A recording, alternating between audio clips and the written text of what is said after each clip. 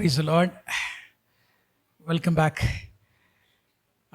தொடர்ந்து உற்சாகத்தோடு கர்த்தருடைய வார்த்தையை நீங்கள் கேட்டு வருகிறீர்கள். ஒவ்வொரு செஷன்லையும் கண்டிப்பாக ஏதாவது ஒரு ப்ரொஃபட்டிக் வேர்டு உங்களுடைய தனிப்பட்ட வாழ்க்கைக்கும் உங்களுடைய ஊழியத்திற்கும் இருக்கும் அப்படின்றதையும் நீங்கள் உணர வேண்டும். கர்த்தர் உங்களோட பேசி கொண்டிருக்கிறார். ஒருவேளை நாம் உட்காந்து இது ஸ்டடியாக பண்ணிகிட்டு இருந்தாலும் ஆண்டவர் நம்மளோட பேசுகிறார். உங்களுக்கு தேவையான வார்த்தைகளும் இதில் உண்டு. கேட்டு உங்களை நீங்கள் என்ன செய்யுங்க, பலப்படுத்தி கொள்ளுங்கள். ஸோ ஆசரிப்பு கூடாரத்தினுடைய மிக முக்கியமான பொருளாகிய உடன்படிக்கை பெட்டியை பற்றி கடந்த செஷனில் நம்ம பார்த்தோம். ஸோ முழுமாக சித்தி மரத்தினால் செய்யப்பட்டு பொன்னினால் மூடப்பட்டது அந்த பெட்டி. அது கிறிஸ்துவனுடைய தெய்வீகத்தையும் கிறிஸ்துவனுடைய மனுஷிகத்தையும், அவர் 100% தெய்வமாகவும் 100% அவர் மனிதனாகவும் நமக்காக இந்த பூமிக்கு வந்தார் அப்படின்றத காண்பிக்கிற ஒன்றாக என்ன செய்தது இருந்தது. அதோடு கூட சேர்த்து அதனுடைய அளவுகளை நம்ம என்ன செஞ்சோம், ஃபைனலாக நம்ம பார்த்தோம். இப்போ இந்த உடன்படிக்கை பெட்டிக்கு உள்ளே இருக்கக்கூடிய ஒரு 3 முக்கியமான விஷயங்களை நம்ம பார்க்க போகிறோம். உள்ளே இருக்கக்கூடிய 3 கண்டென்ட் என்ன அப்படின்னு. ஸோ யாத்திராகமம் 25:16 நீங்கள் படித்து பார்த்தீங்கன்னா, ஒன்று, அதற்குள்ள ஆண்டவர் அந்த சாட்சி பிரமாணம், த டேப்லெட்ஸ் ஆஃப் ஸ்டோன் அப்படின்னு நம்ம சொல்லுவோம். 2 கற்பலகைகள் உள்ள என்ன செய்யப்பட்டிருக்கிறது, வைக்கப்பட்டிருக்கிறது. 2வது ஒரு பொற்பாத்திரத்தில் மன்னா. யாத்திராகம் 16:32 நீங்க அதை படிக்கலாம். ஒரு கோல்டன் பார்ட் ஆஃப் மன்னா. 3வது ஆரோனுடைய துளிர்த்துக்கோள். என்னாகமோ 17:10 இதை பற்றி பார்க்கலாம். ஆரோனுடைய துளிர்த்துக்கோள். இந்த 3 பொருட்களையும் இந்த உடன்படிக்கை பெட்டிக்குள்ள வைக்கும்படி ஆண்டவர் என்ன செய்கிறார், மோசேயிடத்துல கேட்கிறார். முதல்ல த டேப்லெட்ஸ் ஆஃப் ஸ்டோன் அல்லது சாட்சி ஆகமம் அப்படி நம்ம படிக்கலாம். ஸோ பொதுவாக நம்ம நம்புகிறது 10 கற்பனைகளை இந்த கற்பலகைகளை, ஸோ 10 கட்டளைகள் அல்ல, அது 10 கற்பனைகள். பொதுவாக நம்ம சொல்லி சொல்லி பழகிட்டு என்னென்ன 10 கட்டளை 10 கட்டளைன்னு இல்லை, என்ன 10 கற்பனை, ரைட், விட்ஸ் ஓத் என்று சொல்லுவோம். ஸோ கடந்த செஷன்ல பார்த்த பொழுது இது 613 கற்பனைகள் அல்லது கட்டளைகள் அல்லது பிரமாணங்கள் உண்டு. இப்போ இங்கிலீஷ்ல நியாயப்பிரமாணத்தை டிரான்ஸ்லேட் பண்ணும்போது என்னவா டிரான்ஸ்லேட் பண்ணிட்டாங்க, லா அப்படின்னு டிரான்ஸ்லேட் பண்ணிட்டாங்க. அதான் பெரிய தவறு.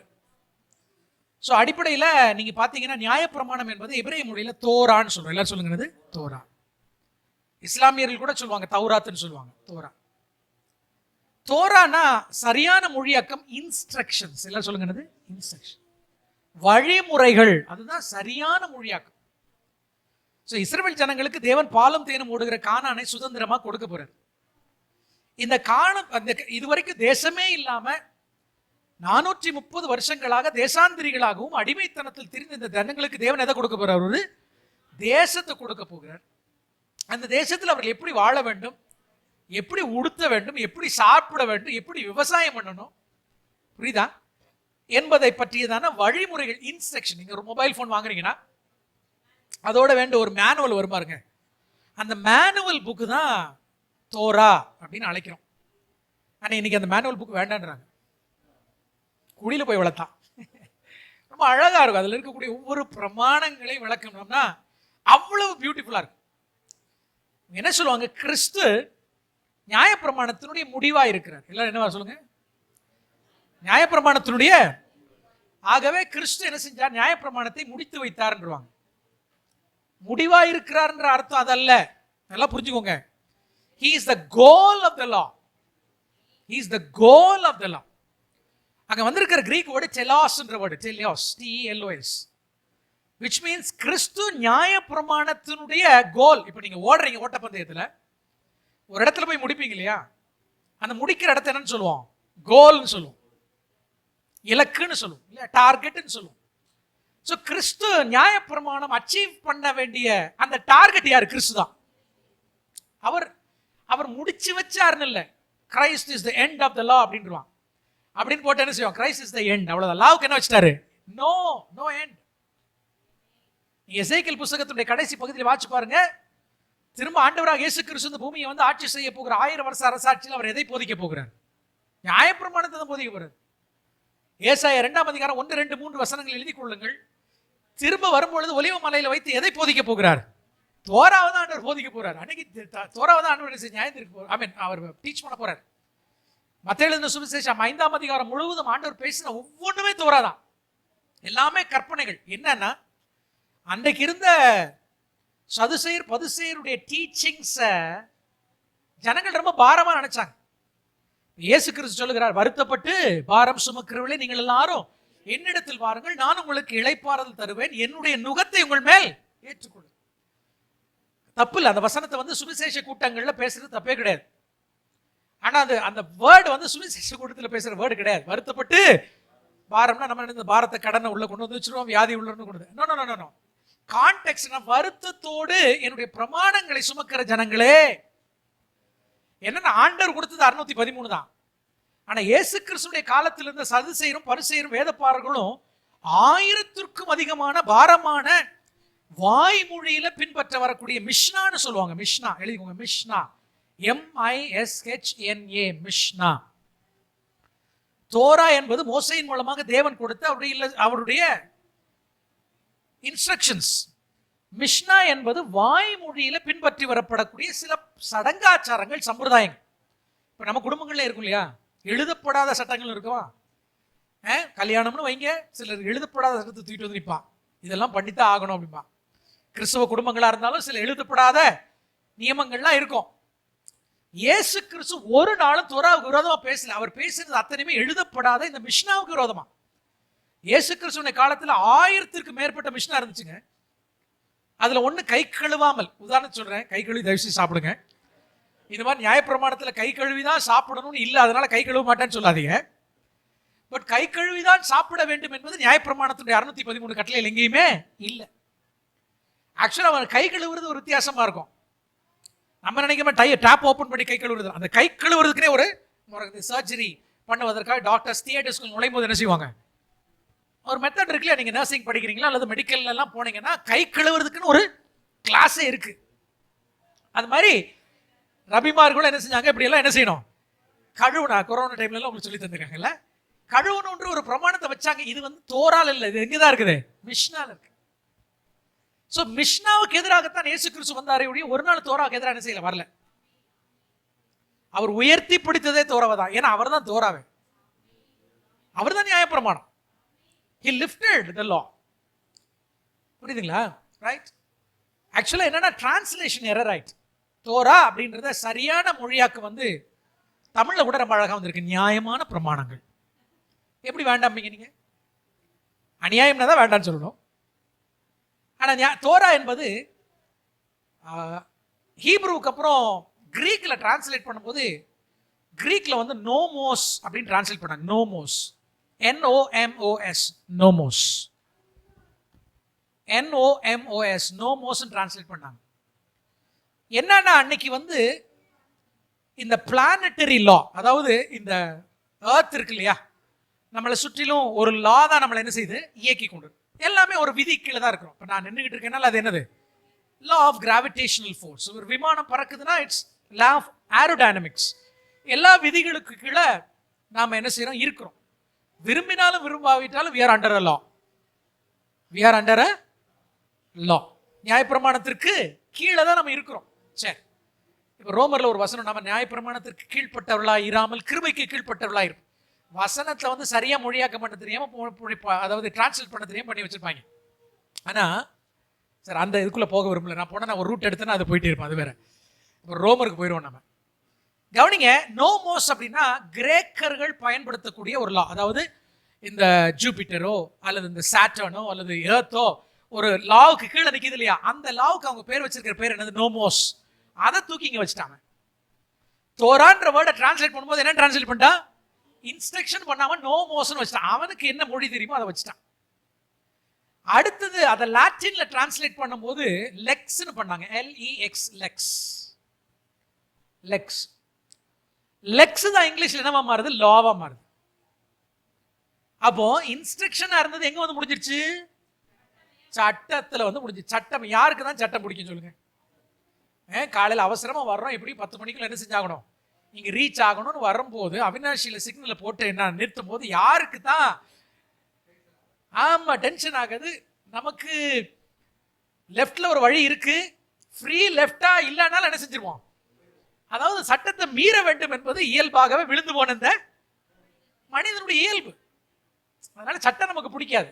ஆனா சட்டத்தை ஆண்டவர் வைக்கல, எதான் வைக்கிறார்? இன்ஸ்ட்ரக்ஷனை வைக்கிறார். அப்படின்னா நியாயப்பிரமாணத்தை நீ கடைபிடிச்சேன்னா ஆபத்துல இருந்து தப்பிப்ப, கடைபிடிக்கலன்னா அதுக்குரிய கான்சிக்வன்சஸ் விளைவன் என்ன செய்வேன்? சந்திப்பேன். அவ்வளவுதான். இஸ்ரவேல் ஜனங்களுக்கு ஆண்டவர் அதை கொடுக்கிறார். So simple. தோரா என்பது என்னவா மாறுது? நோமோஸா மாறுது. நோமோஸ் என்பது என்னவா மாறுது? லெக்ஸா மாறுது. லெக்ஸ் என்னவா மாறுது? லாவா மாறிடுச்சு. இன்ஸ்ட்ரக்ஷன் எங்க இருக்குது, லா எங்க இருக்கு? சம்மந்தமே இல்லை. எனிவே, இப்போ மிஷ்னான்றது வாய்மொழியில பின்பற்றி வரப்படக்கூடிய பழக்க வழக்கங்கள், அதுவும் லாக்ல கொண்டு வந்துடுறாங்க. யாரு? அன்னைக்கு இருந்த ரபிமார்கள் நிறைய உள்ள கொண்டு வராங்க. அது ஒழுங்குக்காக, டிசிப்ளினுக்காக. இப்போ கிரீக்ல நீங்க பைபிள் காலேஜ்ல படிச்சிருப்பீங்க, டாக்ட்ரின் ஒன்று இருக்கும், டாக்மாஸ்னு ஒன்று இருக்கும். ஸோ டாக்மாஸ்ன்னு என்ன? இப்போ நம்ம அந்தந்த திருச்சபைக்கு தேவையான ஒழுங்குக்கு ஏற்ப சில டாக்மா வச்சிருப்போம். ஃபார் எக்ஸாம்பிள், இங்கே உள்ள கார்பெட் போட்டுருக்கிறதுனால வெளியில செருப்பை விட்டுட்டு நம்ம உள்ள வரோம். இது இந்த சர்ச்சினுடைய டாக்மா. இதே கொஞ்சம் தள்ளி அங்கே ஒரு சர்ச் இருக்கு, நீங்க செருப்போட உள்ள போகலாம், அது அவங்களுடைய டாக்மா.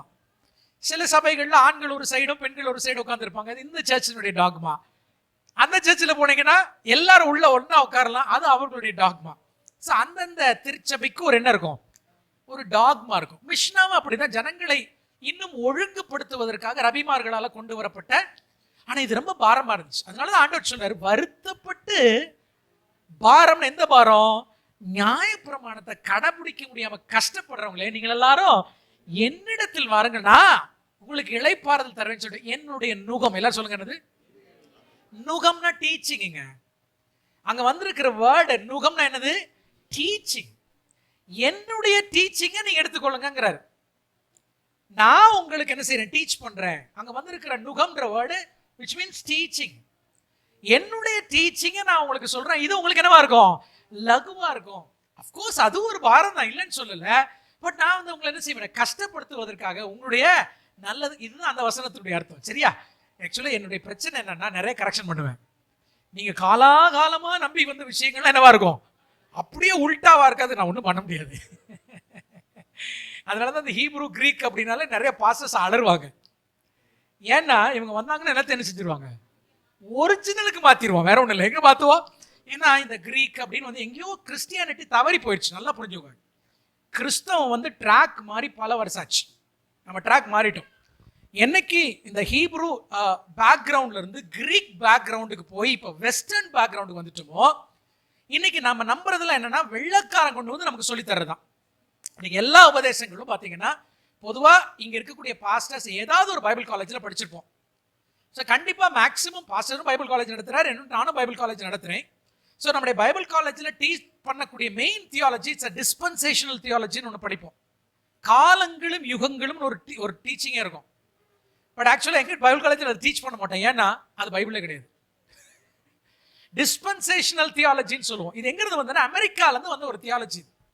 ஸோ இதனுடைய அடிப்படையில் தான் மற்ற எல்லா உபதேசங்களை நம்ம வந்து இன்டர்பிரட் பண்றதுனால நிறைய தவறுகள் வந்து நம்முடைய தியாலஜியில் இருக்கு.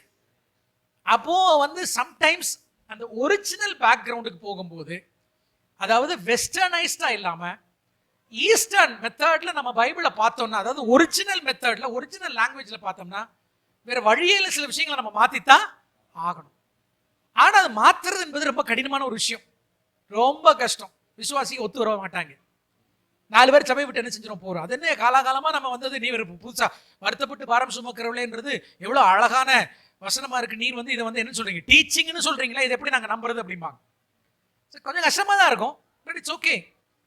எப்பவுமே ரெமனன்ட் தான் எனக்கு அதுல நம்பி இருக்கு. சிறு கூட்டம் தான் என்ன செய்யும்? கடைசி வரைக்கும் நிற்கும். அதனால நான் உங்களை என்கரேஜ் பண்றது, ஹீப்ரூ படிக்கணும், கிரேக் படிக்கணும் அப்படின்னு நான் கட்டாயப்படுத்த மாட்டேன். ஆனாலும் பைபிளை ஆழமா படிங்க. இன்னைக்கு நம்ம கற்றுக்கொள்ற இந்த பாடம் டைப்பாலஜி. இன்னைக்கு நம்ம பார்க்கறதுல என்னது? டைப்பாலஜி, சிம்பிள்ஸ், அதை பார்த்துட்டு இருக்கோம். அப்போ பைபிள்ல பல இடங்கள்ல டைப்பாலஜி நீ தேடுங்க. பாஸ்டர் அழகா சொன்னார் பிரேக்ல சொல்லும்போது, பாஸ்டர் இயேசுவை நீங்க காமிக்கிறது ரொம்ப சந்தோஷமா இருக்கு அப்படின்னு. நான் என்ன சொல்றேன்னா, கண்டுபிடிங்கன்றேன். ஏன்னா பைபிளே அவரை பற்றி தான். It's all about him. அதனால நீங்க ஆழமா போனீங்கன்னா என்ன செய்யலாம், இயேசுவை பத்தி இன்னும் அழகா என்ன செய்யலாம். இன்னைக்கு நம்ம பார்க்கறது ஆசரிப்பு கூடாரத்தில் மட்டும்தான். இது போக இயேசு கிறிஸ்து நீங்க பல விஷயங்கள் பலிகள்ல பார்க்கலாம். 7 பலிகள்ல இயேசுவை பார்க்கலாம்.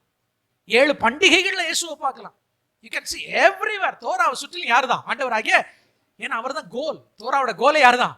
அவர். சரி, இப்போ நம்ம வருவோம். எதுக்கு சொல்றேன்னா, இந்த கட்டளைகள், இந்த கற்பனைகளுக்காக நான் சொல்றேன். ஸோ முதல்ல ஆண்டவர் எதை வைக்க சொல்றாருன்னா, உடன்படிக்கைக்குள்ள 10 கற்பலகைகள்ல உள்ள என்ன செய்யறாரு, 10 கற்பனைகளை அடங்கி இந்த டேப்லெட்ஸ் உள்ள என்ன செய்யறாரு, வைக்க சொல்றாரு. Right, which represents the whole law. மற்ற 613 கட்டளைகளையும் ரெப்ரசன்ட் பண்ணக்கூடிய முதல் 10 பிரமாணங்கள் என்ன செய்யறாரு, வைக்கிறார். ரொம்ப சிம்பிளா சொல்ல போனா, முதல் 10 கற்பனைகளை நீங்க கை கொண்டாலே போதும், 613 கட்டளை நீங்க கை கொண்டுருவீங்க. நான் சொல்றது புரியுதா? ரைட், மறு சொல்ற, முதல் 10 கற்பனைகளை கை கொண்டாலே ஆட்டோமேட்டிக்கா 613 நீங்க கை கொண்டுருவீங்க. முதல் 10 கற்பனைகளை கை கொள்ள வேண்டும் என்றால் 2 மிக முக்கியமான கற்பனைகள் உண்டு. எல்லாம் சொல்லுங்க பார்க்கலாம். என்ன? முழு இருதயத்தோடும் உன் முழு ஆத்துமாவோடும் உன் தேவனாகிய கர்த்தரிடத்தில் அன்பு கூறுவாயாக, உன்னிடத்தில் அன்பு கூறுகிறது போல பிறனிடத்தில். இது யார் சொன்னது? இல்ல. ஓகே, இப்போ சரி, இது கூடால வர்றேன். ஓகேவா? இப்போ நாங்க எங்க சர்ச்சில் எவ்ரி சர்வீஸ் ஆரம்பிக்கும் போது அல்லது என் மெசேஜ் ஆரம்பிக்கும் போது இது சொல்லி தான் ஆரம்பிப்பேன். இதை ஷமான்னு சொல்லுவோம். என்னது? ஷமா. நான் சொல்றேன், கேளுங்க. ஷமா Israel ஆடோனாய் எலோஹேனு ஆடோனாய் யெஹோவா Farooq Shem Kao Malkuto Leolam Vayet. இஸ்ரவேலே கேள், உன் தேவனாகிய கர்த்தர் ஒருவரே கர்த்தர். உன் தேவனாகிய கர்த்தரிடத்தில் உன் முழு இருதயத்தோடும் உன் முழு ஆத்துமாவோடும் உன் முழு பலத்தோடும் என்ன செய்வாயாக, அன்பு கூறுவாயாக. உன்னிடத்தில் நீ அன்பு கூறுகிறது போல பிறனிடத்திலும் அன்பு. இதை பிரதான கற்பனை நம்ம என்ன செய்வோம், சொல்லுவோம். உண்மைதான், இயேசு கிறிஸ்துவும் இதை சொல்லுகிறார், பவுலும் இதை சொல்லுகிறார். ஆனா என்னன்னா, கவனிங்க, உண்மையாகவே இங்க ஒரு வசனத்தையும், இது 2 இந்த வசனம், அதாவது உன் முழு இருதயத்தோடும் உன் முழு ஆத்துமாவோடும் உன் முழு பலத்தோடும் தேவனிடத்தில் அன்பு கூறுவாயாக என்கிற வசனம் ஒரு இடத்துலையும், அடுத்தது உன்னை போல நீ பிறனையும் நேசிப்பாயாவா என்கிற இந்த வசனமும் நியாயப்பிரமாணத்தில் தான் இருக்கு. தேடி கண்டுபிடிச்சுங்க. இதெல்லாம் அங்க டீச்சர்ஸ் வசனங்கள்லாம் காமிக்க மாட்டோம், நீங்க தான் தேடணும். சரியா? பலர் என்ன நினைச்சுக்கிட்டு இருக்காங்கன்னா, உன்னை போல நீ பிறனை நேசின்னு எங்க இருக்குது? புதிய ஏற்பாட்டில் இருக்குன்னு நினைச்சுக்கிட்டு இருக்காங்க. இல்ல இல்ல, தோராவில் தான் இருக்குது. சரியா? ரைட். ஹிலல் அப்படின்ற ஒரு ரபி, அவர் பேர் என்னது? ஹிலல், HILLEL, ஹிலல் ரபி. இவர் ரபி யாருன்னா, கமாலியேல் கேள்விப்பட்டிருக்கீங்களா? யார் அவரு? பவுலோட ரபி இல்லையா? கமாலியலோட தாத்தா தான் ஹிலல். ஹிலல் எப்போ வாழ்ந்தவர்னா, இயேசு கிறிஸ்துவுடைய காலத்தில் வாழ்ந்தவர் ஹிலல். ஒரு முக்கியமான ரபி. சரியா? இன்னொன்னு ஷமாய், SHAMMAI எழுதிக்கோங்க. ஷமாய், இவர் இன்னொரு ரபி, SHAMMAI, ஷமாய். சோ ஹிலலும் ஷபாயும் ஃபேமஸான ரபாய்ஸ். யார் காலத்துல? இயேசு கிறிஸ்துவின் காலத்துல. இந்த ஸ்கூல் ஆஃப் தாட்ஸ்ன்னு சொல்லுவாங்க, கேள்விப்பட்டிருக்கீங்களா? அதாவது டீச்சர்ஸ் ஆஃப் த லா, நியாயப்பிரமாணத்தினுடைய மிகப்பெரிய டீச்சர்ஸ் அன்னைக்கு நிறைய பேர் இருந்தாங்க. அதுல ஒண்ணு ஹிலல், இன்னொன்னு ஷமாய். ஒரே பிரமாணம் தான். ஹிலலோட தாட்டு வேற மாதிரி இருக்கும், ஷமாயோட தாட்டு வேற மாதிரி இருக்கும். நான் சொல்றது புரியுதா? ஹிலலோட தாட்டு வேற மாதிரி இருக்கும், ஷமாயோட தாட்டு வேற மாதிரி இருக்கும். சோ யூதர்கள்ல ஒரு கூட்டம் யாரை பின்பற்றி வந்தாங்க? ஹிலல். இன்னொரு கூட்டம் யாரை பின்பற்றி வந்தாங்க? ஷமாய். அடிக்கடி இயேசு கிறிஸ்துவிடத்துல சில கேள்வி கேட்பான். ஃபார் எக்ஸாம்பிள், ஒரு இடத்துல ஒருத்தன் வந்து கேட்பான், போதகரே நித்திய ஜீவனை சுதந்திரித்துக் கொள்ள நான் என்ன?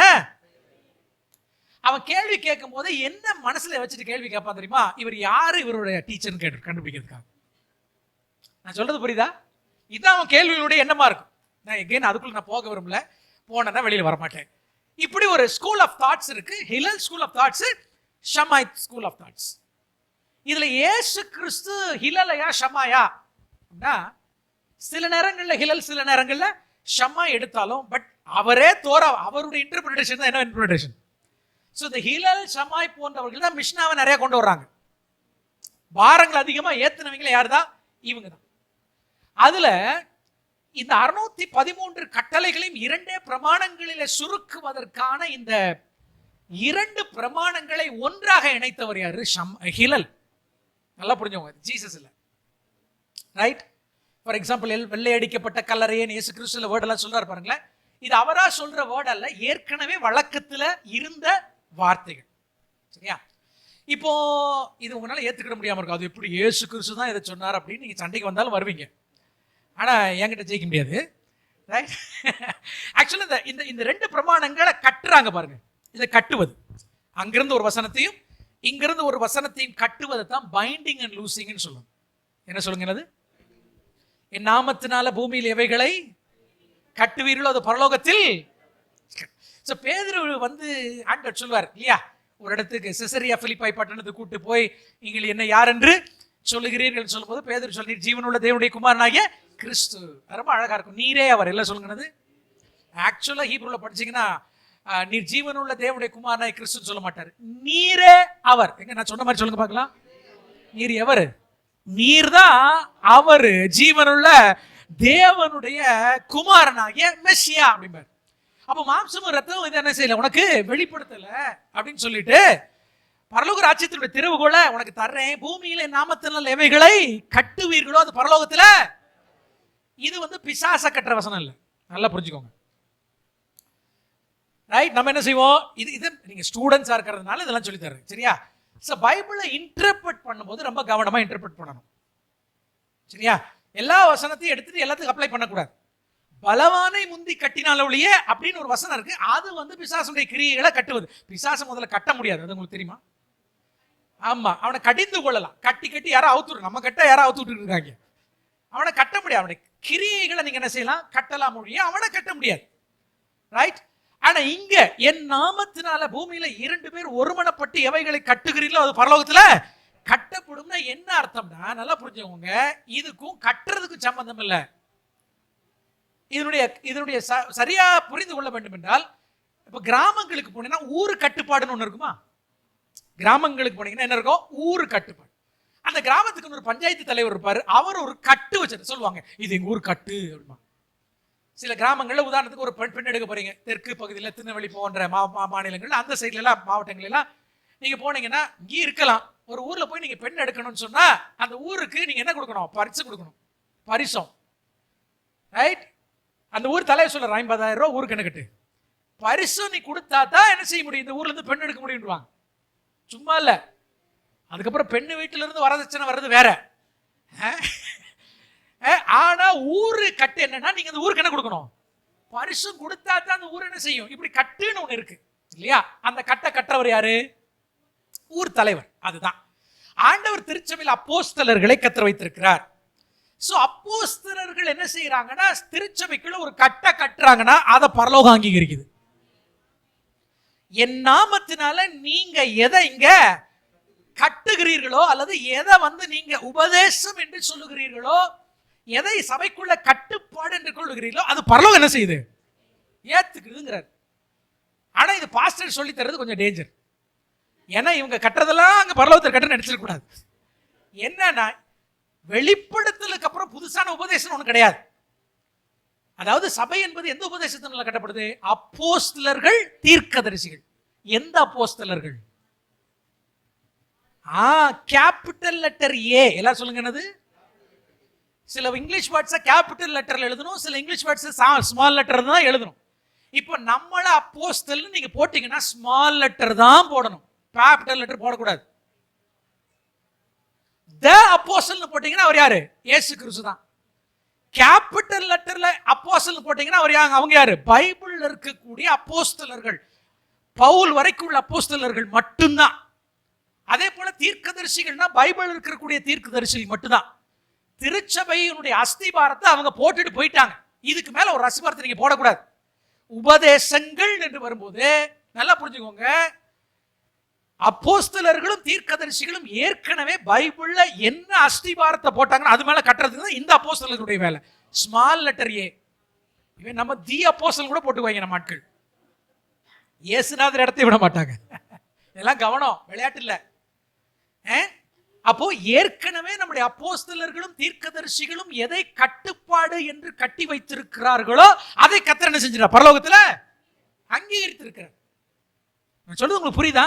இதுதான் கட்டுவதும் கட்டவிழ்ப்பதும் என்பது பிரமாணம். சரி, உதாரணத்துக்கு சொல்றேன். நீங்க சிலர் முழித்துக் கொண்டிருக்கிறதுனால இன்னும் சொல்றேன். இருக்கீங்களா? புரியுதா நான் சொல்றது? புரியலன்னா தயவு செய்து கேளுங்க, தப்புல நான் 2ஆம் முறை விளக்குறேன். இதுதான் பைண்டிங் அண்ட் லூசிங். இந்த வசனம் தான் மேத்யூல ஆண்டவர் சொல்லும்போது என் நாமத்தினால இவைகளே கட்டுகள். உதாரணத்துக்கு அப்போஸ்தலர் நடபடிகள் புத்தகம் 16 நினைக்கிறேன். புறஜாதி சபையில இருந்து ஒரு பிரச்சனை வருது. அந்தியோகியா சபைக்கு சுவிசேஷம் போகுது. அங்க புறஜாதி ஜனங்கள் என்ன செய்யறாங்க? ரட்சிக்கப்படுறாங்களா?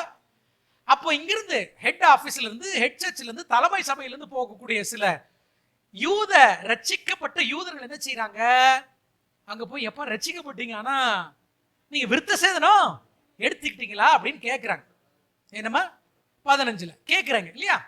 அப்போ என்னன்னா, அன்னைக்கு இருந்த திருச்சபையில் இருக்கக்கூடிய அப்போஸ்தலர்களுக்கு நியாயப்பிரமாணத்தை பத்தி என்ன இல்ல, தெளிவு இல்லை. அந்த வசனத்தை எடுத்துருவோமே. ஓகே, ஒரு நிமிஷமா நான் எடுத்துக்கிறேன். அப்போஸ்தலர் நடபடிகள் புத்தகம் 15ஆம் அதிகாரத்துக்கு எல்லாரும் திருப்பித்துக் கொள்ளுவோம். அதுல ரைட்.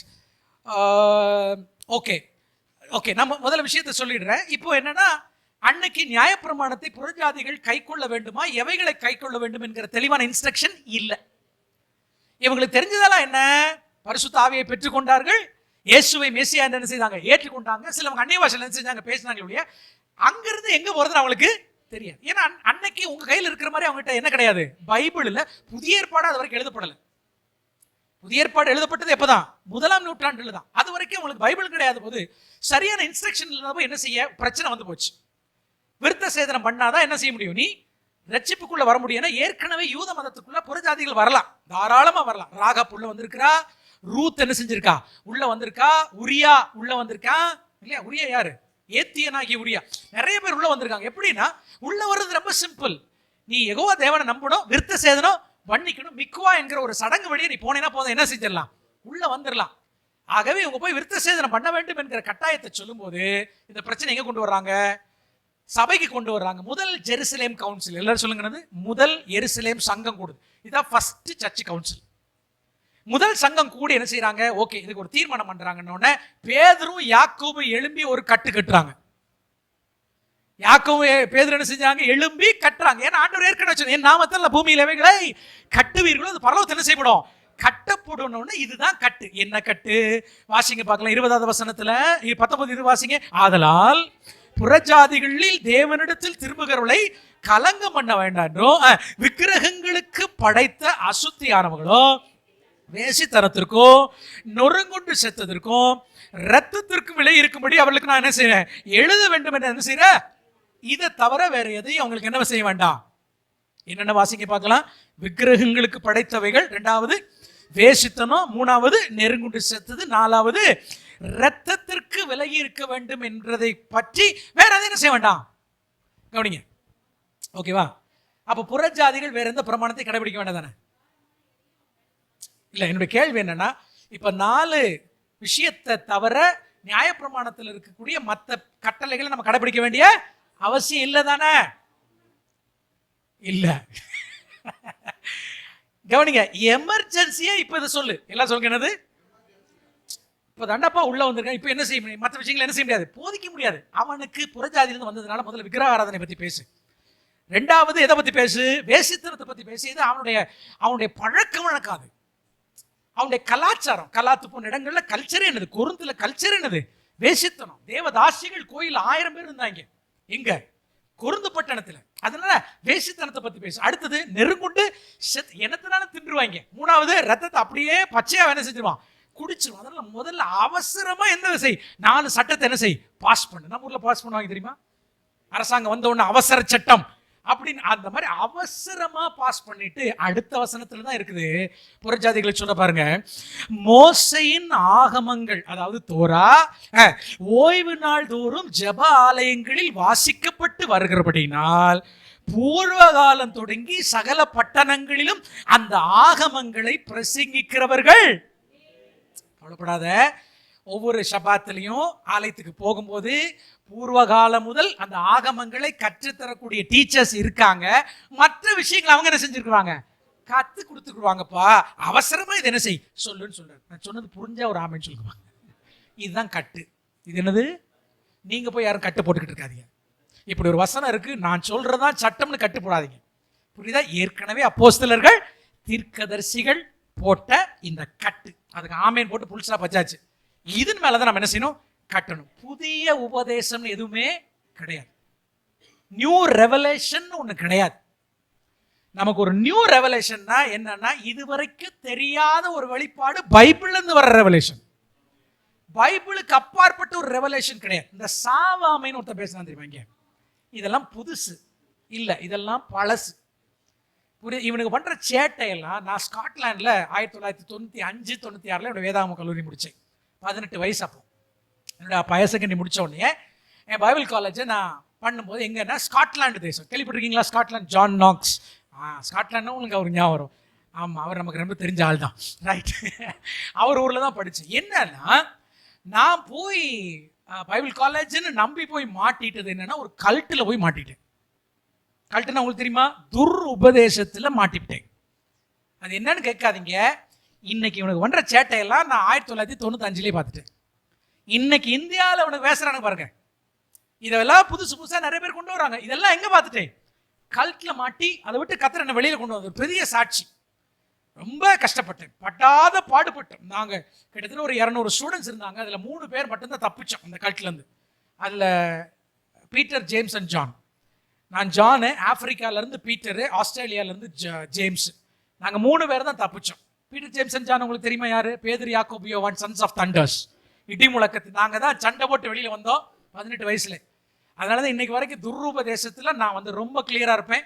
ஒரு இடத்துல லேசா வசனம் பிசகுனாலே எனக்கு உள்ள அலாரம் அடிக்கும்.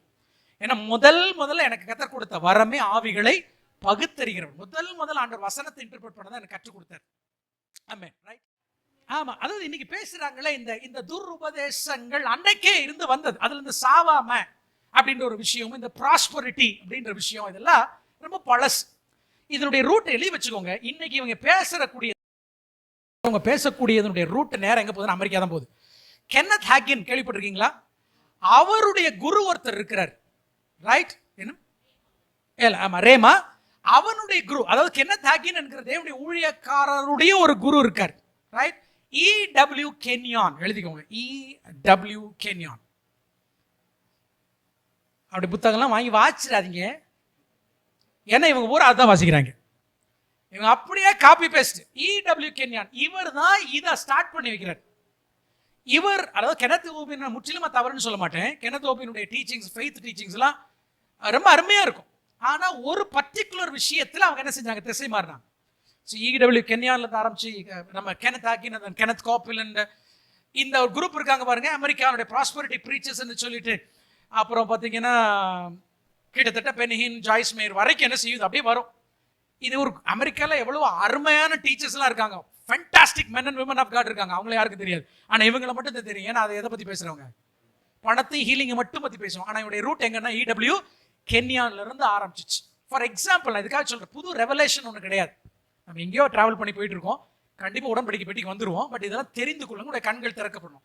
அவசரப்பட்டு இவங்களுடைய மெசேஜ் எல்லாம் கேட்டு சரியாக தான் இருக்குது, புது ரெவலேஷன் நினைக்கிறேன். நியூ ரெவலேஷன் ஒரு விஷயம் கிடையாது. For example, E.W. கென்யான் எழுதுறாரு, கென்னத் ஹாகின் இது சொல்றாரு. என்னன்னா, இயேசு கிறிஸ்து சிலுவையில சரீரத்துல நமக்காக மரித்ததின்றி அவர் பாதாளத்திற்கு போய் ஆவியிலையும் மரித்தார். எதுல மரிச்சாரு? ஆவியிலையும் மரிக்கிறார். ஆவியில மரித்து பின்பு பாதாளத்தில் வைத்து பிதாவாகிய தேவன் அவர் என்ன செய்யறாரு, உயிரோடு எழுப்புகிறார். முதலிலே ரட்சிக்கப்பட்டவர் ஆண்டவராகிய இயேசு கிறிஸ்து. யார் சொல்றது? கென்னத் ஹாகின் சொல்றது நான் சொல்றேன். நீங்க அவர் எப்படி மனசுல நினைச்சுன்னு தெரியல, நீங்க சர்ச் பண்ணி கூட பாத்துக்கோங்க. இது அவருடைய குருவாகிய E.W. கென்யான்றது வந்த ரெவலேஷன். இயேசு கிறிஸ்து சரீரத்தில் மட்டும் மறிக்கல, எப்படி மறிச்சாரு?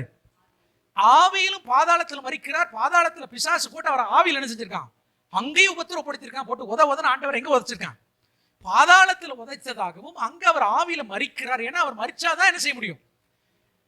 அவர் வந்து நம்முடைய ரட்சிப்புக்காக அவர் ஏதாவது செய்ய முடியும் என்பதற்காக the first person to be saved is Jesus Christ. எப்படி இருக்கும்? ரட்சகருக்கே ரட்சிப்பு. அதனாலதான் இயேசு கிறிஸ்து பாவியானார்ன்றாங்க. புரியுதா? எங்க இருந்து எடுக்கிறான் தெரியுமா? இயேசு கிறிஸ்து பாவமானார் என்ற வசனத்தை அவன் எப்படி பேசுறான்? பாவியானார் என்ற டீச்சிங் அல்ல, இது E.W. கென்யானுடைய டீச்சிங். இதெல்லாம் நான் 95-96 பார்த்துட்டு வந்தேன். புரியுதா? 20-25 வருஷத்துக்கு முன்பாகவே எனக்கு இது தெரியும். இதெல்லாம் சண்டை போட்டு வெளியில வந்தால்தான் நான் ஆண்டவருடைய நாமத்தின் மகிமைக்காக நான் சொல்றேன். புதிய ரெவலேஷன் அது கிடையாது. அப்ப இதை வந்து கெனத் ஆக்கின்ட்ட கேட்கும்போது, எப்படி நீங்க புது ரெவலேஷனா சொல்றீங்கன்னு அவர் சொன்னாரு, இது எனக்கு ஆண்டவர் தனியாக வெளிப்படுத்துறதுன்றார். அப்படி ஒரு நாள் ஆண்டவர் வெளிப்படுத்த மாட்டார். There is no revelation apart from the Bible. கர்த்தருடைய வார்த்தை அல்லாமல் வேறு வெளிப்பாடு. உனக்கு நியூவா இருக்குன்னா அது எங்க இருக்கு? வேதத்திலிருந்து இருக்கணும். It has to align with the word of God. அதனால எந்த ஒரு ஊழியக்காரன் வெளிப்பாடுன்ற பேர்ல ஒரு விஷயத்தை சொல்றாங்கன்னா வசனத்தோடு அலைன் ஆகுதான்னு தயவு செய்து செக் பண்ணிட்டு அதை என்ன செய்யுங்க, ஏத்துக்குங்க. இருக்கீங்களா?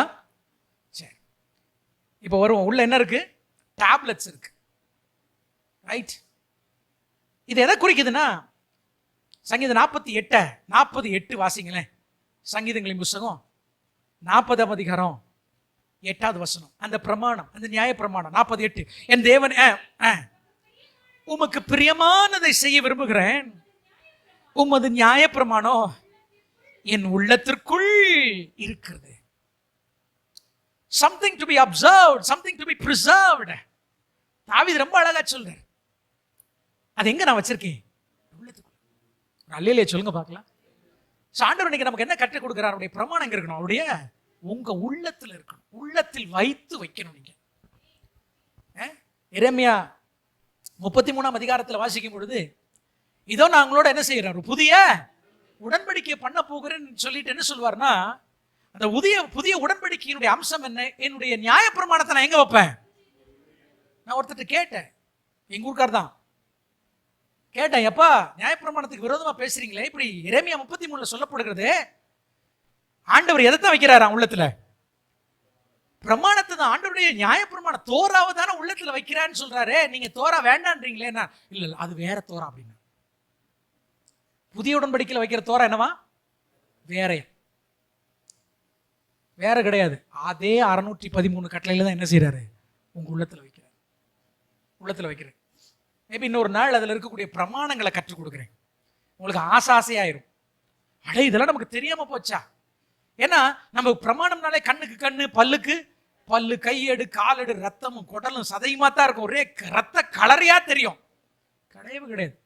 உண்மையான அர்த்தத்தை நீங்க புரிஞ்சுக்கிட்டீங்கன்னா தோராவை விட பியூட்டிஃபுல்லான ஒரு விஷயம் எதுவுமே இருக்காது. அதனாலதான் பவுலும் சரி இயேசுவும் சரி அதுல இருந்து பேசினாங்க. அப்போ முதல்ல டேப்லெட்ஸ் அப்படின்றது என்னது? ஆண்டவருடைய நியாயப்பிரமாணம், அவருடைய வார்த்தை. இங்க நம்ம கற்றுக்கொள்றது என்னன்னா, அது எங்க இருக்கணும்? நம்முடைய இருதயத்தில் வைக்கும். ரைட், இருதயத்தில் வைக்கும். சோ ரெண்டாவது கோல்டன் பார்ட் ஆஃப் மன்னா இல்லையா? Right, golden part of Manna.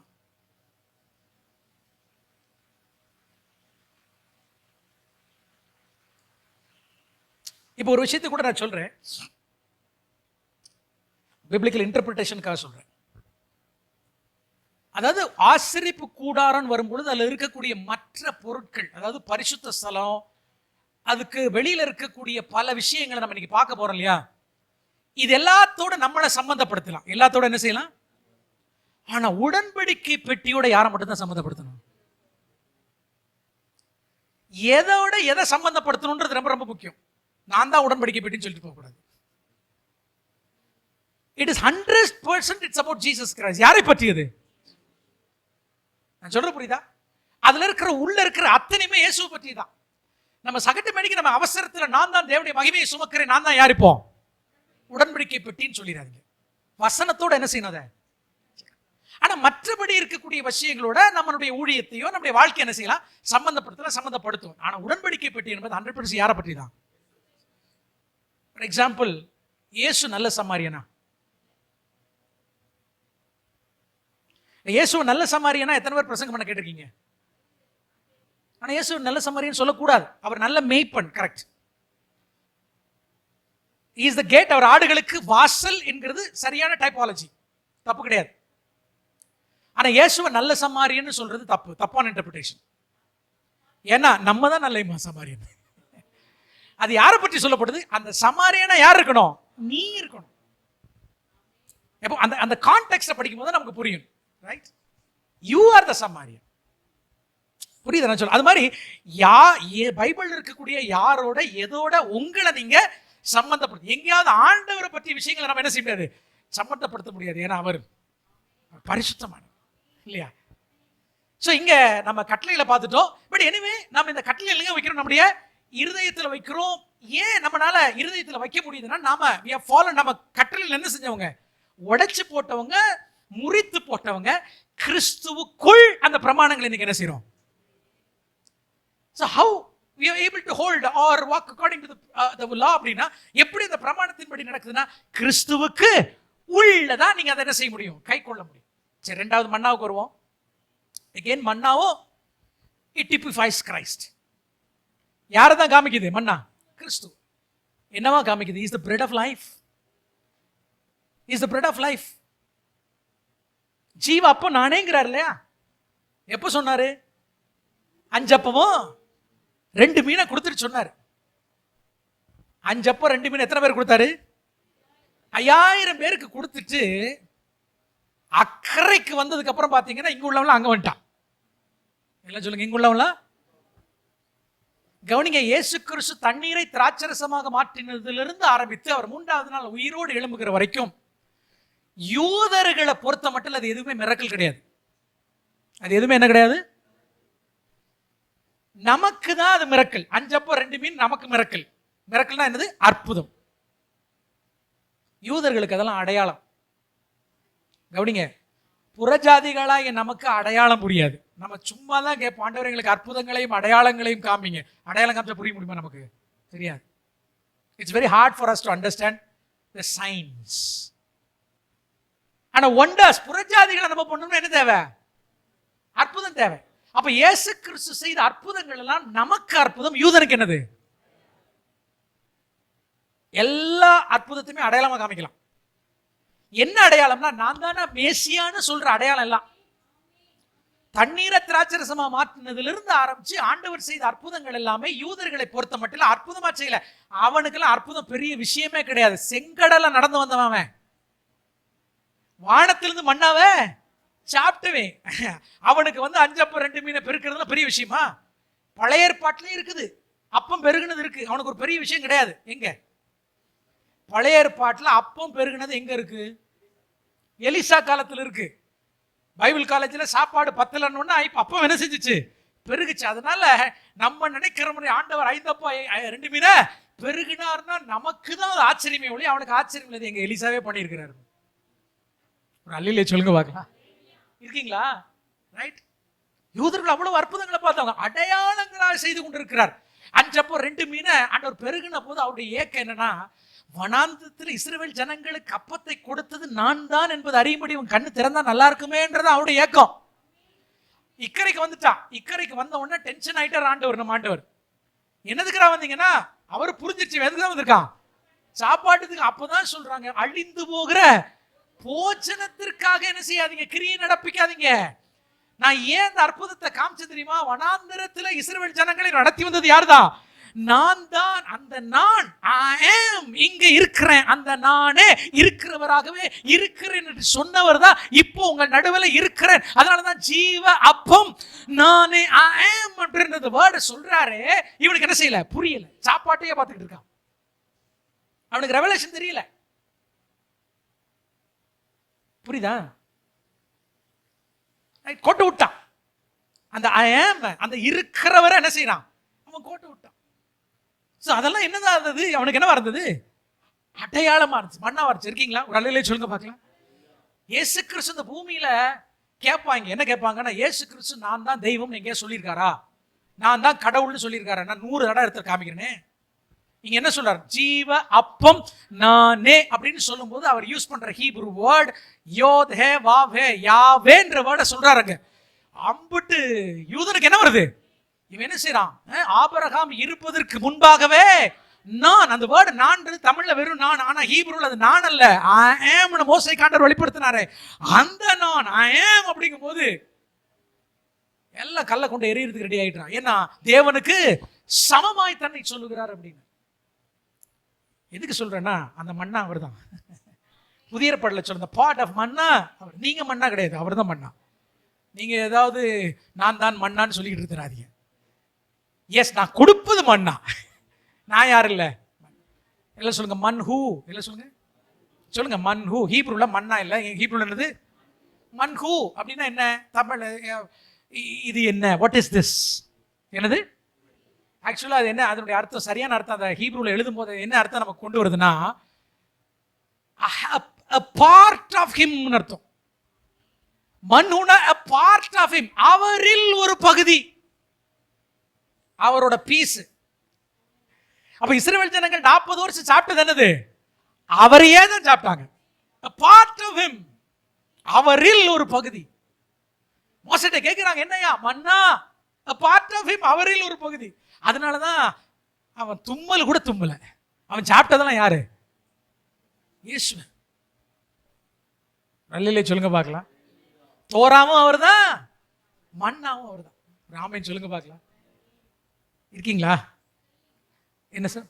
மன்ஹூ, MANHU, அவ்வளவுதான் சார். ரைட்,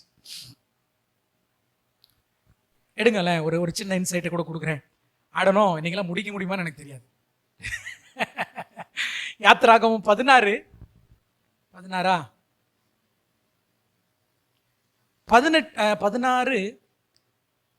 16 வாசிக்கிறேன். எக்ஸோடஸ் சாப்டர் 16 என்னவென்றால், தக்கதாக சேர்க்க கடவீர்கள்,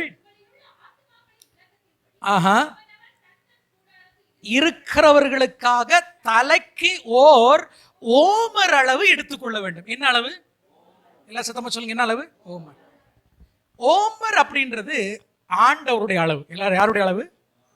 இதுல ஒரு டீச்சிங் இருக்கு, நான் உங்களுக்கு சிம்பிளா சொல்றேன். So God measures his miracle in Omar.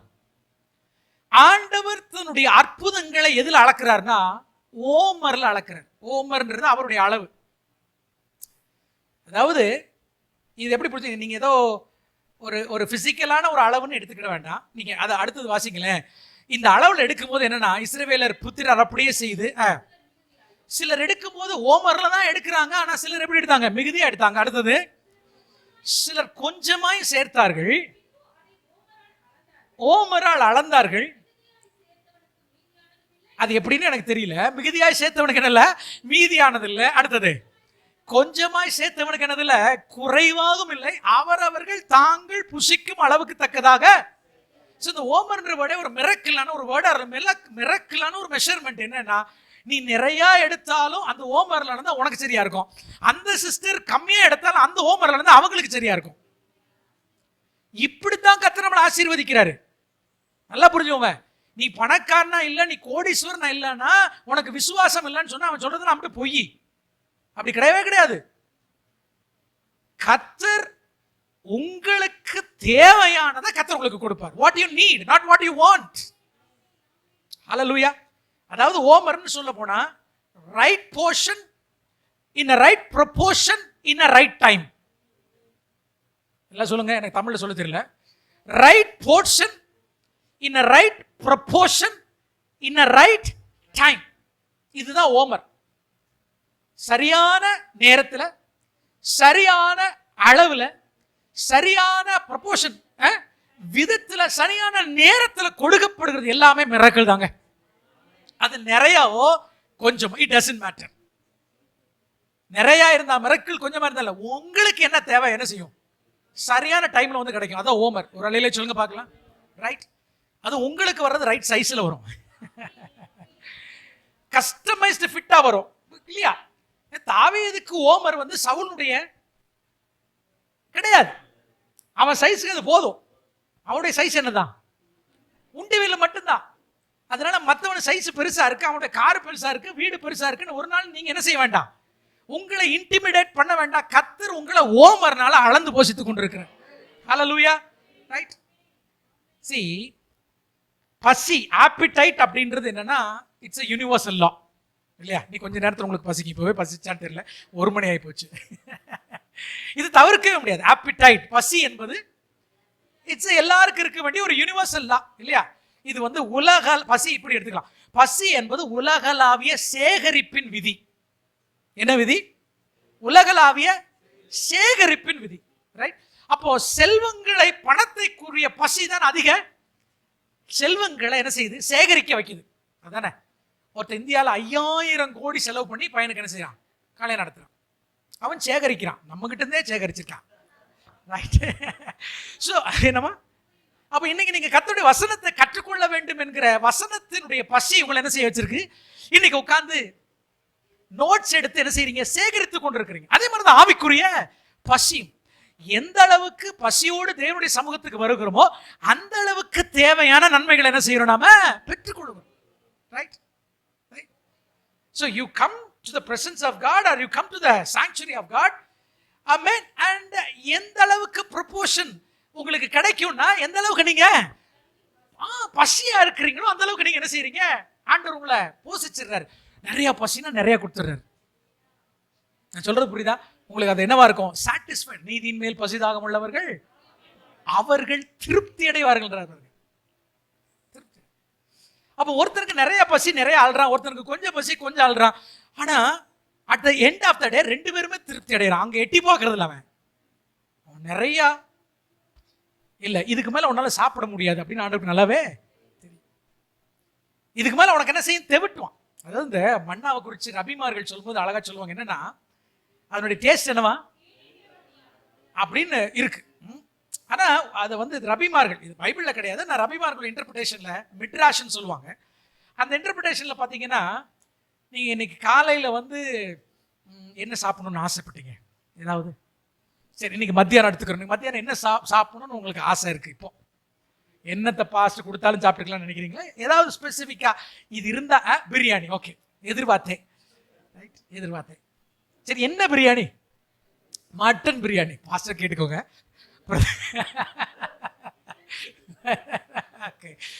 Pastor எனக்காக வெஜிடேரியன் ரெடி பண்ணியிருக்கிறாரு. ஏமாந்து போயிடக்கூடாது. அதில் முதலே சொல்லிடுறேன், நீங்க மனசுல மட்டன் பிரியாணி சாப்பிடணும்னு நினைச்சு மண்ணாவை சாப்பிட்டா அது உங்களுக்கு மட்டன் பிரியாணி டேஸ்டா இருக்குமாமா? ஒரே உணவு தான், ஆனா என்னவா இருக்க வேண்டும் என்று ஆசைப்படுறீங்களோ அது அந்த டேஸ்ட்ல உங்களுக்கு இருக்குவான். ஏன்னா அது சீசஸ் இல்லையா? ஒரு அலையில சொல்லுங்க பார்க்கலாம். அவரே நமக்கு ரட்சிப்புமானவர், அவரே நமக்கு மீட்புமானவர், அவரே நமக்கு நீதியானவர். ஆமென். அவரே நமக்கு எதனாலும் வச்சுக்கிறான். அதனாலதான் ஆபிரகாம் ஆண்டவருக்கு ஒரு நாமத்தை வைக்கிற எல் ஷடாய். சொல்லுங்க, என்னது எல் ஷடாய் என்றால் என்ன அர்த்தம்? சர்வ வல்லமுள்ள தேவன் அர்த்தம். இன்னைக்கு அதனுடைய உண்மையான அர்த்தத்தை சொல்றேன். தப்பு இல்ல, சர்வ வல்லமுள்ள தேவன் சொல்றதுல தப்பு கிடையாது. ஷட்னா மார்பு. ஷட்னா என்னது? மார்பு. ஷடாய்னா மார்புகள் அப்படின்னு அர்த்தம். எல் ஷடாய்னா தாயின் மார்பை போன்றவர்னு அர்த்தம். இப்போ ஒவ்வொரு நாள் ஆபிரகாம் வந்து தன்னுடைய மந்தைக்கு ஓடி போய் மாட்டோட மடியிலையோ ஆட்டோட மடியிலிருந்து பால் கறக்கும் போது அன்னைக்கு அவனுக்கு பாலை கொடுக்கிற மடியாக ஆண்டவர் மாறுகிறார். தேவைகளை சந்திக்கிறவர் அல்ல, தேவையாகவே மாறுகிறவர். சொல்ற புரியுதா? உங்களுடைய ரட்சிப்புக்கு தேவை ஒரு ஆட்டுக்குட்டியா மாறுறாரு. தேவையாகவே மாறுறவர். சோ எனக்காக அவர் என்னவா மாறுறாரு? தேவையா மாறுறாரு. அன்னைக்கு மடி காலையில வேற என்னெல்லாம் வேணும், அதனால மண்ணாவா மாதிரி சொல்றாரு, நீ என்ன வேணுமோ அதை நினைச்சு சாப்பிடு. ஆமா, இதுதாங்க நமக்கு சாட்டிஸ்பாக்சன். நீங்க இந்த லைனுக்குள்ள அல்லது இந்த வெளிப்பாட்டுக்குள்ள நீங்க வந்துட்டீங்கன்னா, எதை கர்த்தர் உங்களுக்கு கொடுக்கிறாரோ அது ஓமர்ல கொடுக்கிறாரு. அது வந்த உடனே யூ வில் பி சாட்டிஸ்ஃபைட். சின்னதோ பெருசோ, அது மாருதி காரோ, அது ஒரு சின்ன ஆல்டோ காரா, you will be absolutely satisfied. Satisfaction இல்லைன்னா தான் என்ன அர்த்தம்னா, நீ சாப்பிடுறது எதுவுமே இயேசு அல்ல, அது ஆண்டவர் கொடுத்தது இல்ல. அவர் கொடுத்ததே அல்லது அவராகவே ஒன்றை ஆமென் உனக்கு தருகிறார் என்றால் அது குட்டியா இருந்தால் என்னவா இருக்கும்? உண்மையா இல்லையா? ஆண்டவர் உங்களோட பேசுறாரா? அதனால பெருசு இவங்க பேசுறதெல்லாம் கேட்டு பயந்துராதீங்க. அம்புட்டு புயலும் கடன், எல்லாம் கடன். எங்க ஊர்ல போத்தனூர் ஒருத்தர் இருக்கான், இவங்களுக்கெல்லாம் மரியாதை நான் கொடுக்க மாட்டேன். ஏன்னா வசனத்தை வந்து தாறுமாறா பேசிக்கிட்டு இருக்காங்க. இவங்க லிஸ்டே வேற. ரைட்? அதாவது கார் வாங்கினா விலையேற பெற்ற ஒரு 30 லட்சம் 40 லட்சத்துல தான் வாங்கணும்னு ஆசைப்படுவாங்க. வாங்கினாங்க. ஆனா உண்மை என்ன தெரியுமா? எல்லாம் கடன், கட்ட முடியாம உட்கார்ந்துருக்காங்க. நமக்கு அப்படி இல்லை. நான் தேவனுடைய சமூகத்தில் நின்று சொல்லுகிறேன், அன்றிலிருந்து இன்றைக்கு வரைக்கும் என் லைஃப்ல 18 வயசுல நான் பைபிள் காலேஜ் படிச்சு ஊழியத்துக்கு வந்தேன். இன்னைக்கு எனக்கு 48 வயசு. இது வரைக்கும் எனக்கு ஒரு பைசா கடன் இல்லை. ஒரு பைசா என் லைஃப்ல கடன் வாங்கினது இல்லை.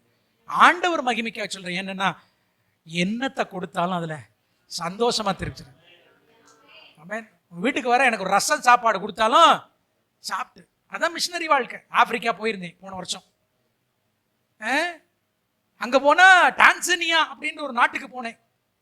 அங்க போயிட்டு ஒரு பர்டிகுலர் சிட்டிக்குள்ள போன உடனே நமக்கு காலையில இருந்துச்சுன்னு டீ குடிக்கணும் இல்லையா, அப்படிலாம் இருக்கு இல்லையா.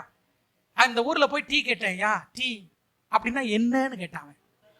உங்களுக்கு தெரியுமா, பக்கத்துல கென்யா தேசம் ஃபேமஸ் ஃபார் டீ. ஆனா அது பக்கத்துல டான்சானியால டீனா என்னன்னு தெரியாது. ஒரு வாரம் இருந்தேன். என்ன சாப்பிட்டேன் தெரியுமா? வெறும் வாழைக்காய். ஒரு வாரம் வாழைக்காய் சாப்பிட்டேன். காலையில வாழைக்காய், மத்தியானம் வாழைக்காய், நைட்டு வாழைக்காய். என்ன வாழைக்காய் அவிச்சு கொடுக்குறான், அதுக்கப்புறம் என்னவோ எண்ணெயில போட்டு என்ன செய்யறான், வறுத்து கொடுக்குறான். இதுதான் வருஷம் முழுதும் சாப்பிடுறான். ஆனா அவனை மாதிரி ஆராதிச்ச ஒரு ஆளை நான் தமிழ்நாட்டில் பார்த்தது கிடையாது. நீ என்னதான் ஆட்டம் போடு, பாட்டு பாடு, விசிலடி, ஆனா ஆப்பிரிக்கால அந்த 7 ஜனங்கள் கிழிந்த உடையோடு கூட தேவனை ஆராதித்து நடனமாடுகிறத பார்த்தீங்கன்னா நீங்களும் நானும் கண்ணீர் வடிப்போம். இவைகளெல்லாம் இருந்து தேவனை வாயத்திருந்து கத்தரை என்ன செய்ய முடியனால துதிக்க முடியல. இந்த ஜனங்கள் வெறும் வாழைக்காயை சாப்பிட்டுட்டு திருப்தி என்பது உணவில் அல்ல, உடையில அல்ல, வைத்திருக்கிற வீடுகள் இல்ல, கார்ல அல்ல. கத்தர் எதை கொடுக்கிறாரோ அதுல நான் வாழ பழகிறேன். அதுதான் சாட்டிஸ்பாக்சன். மன்னா அதுதான் சொல்லுது. Be satisfied. Be satisfied with what you have. Hallelujah.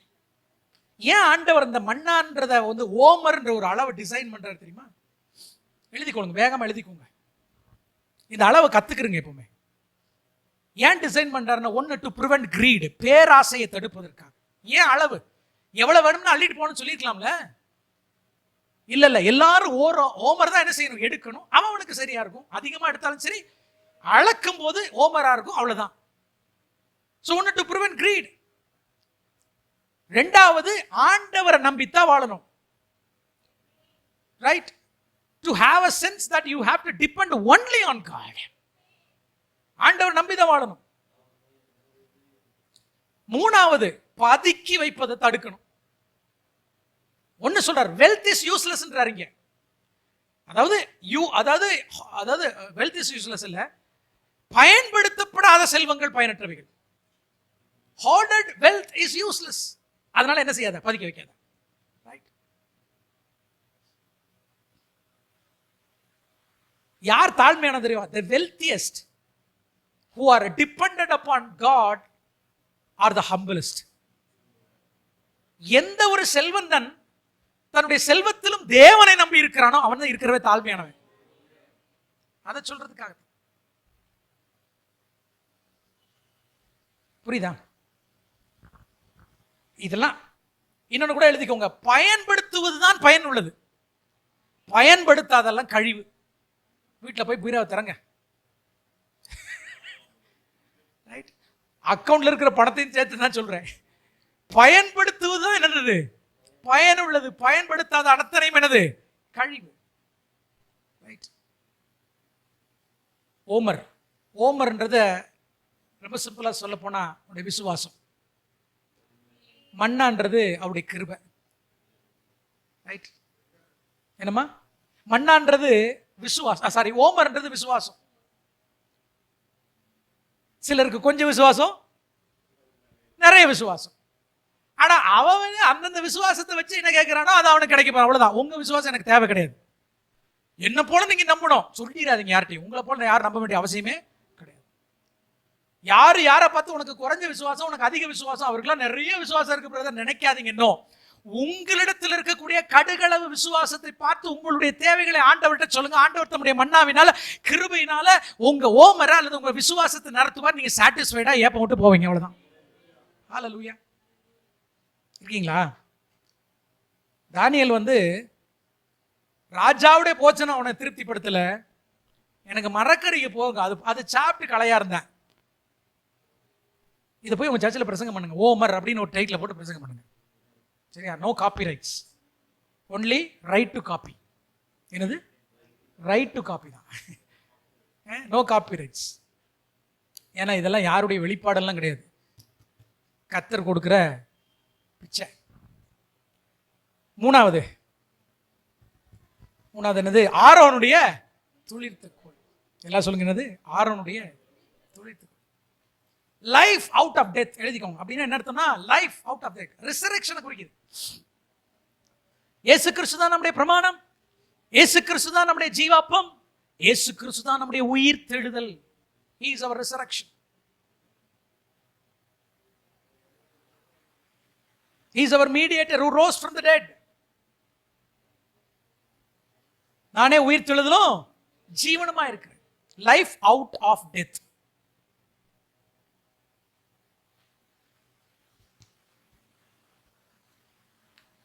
Life out of death. இங்க ஒரு விஷயத்தை நான் சொல்ல கடமைப்பட்டிருக்கேன். ஏன்னா ஒவ்வொன்றிலையும் ஒரு சத்தியங்கள் இருக்கு, ஒவ்வொன்றிலையும் நிறைய இருக்கு.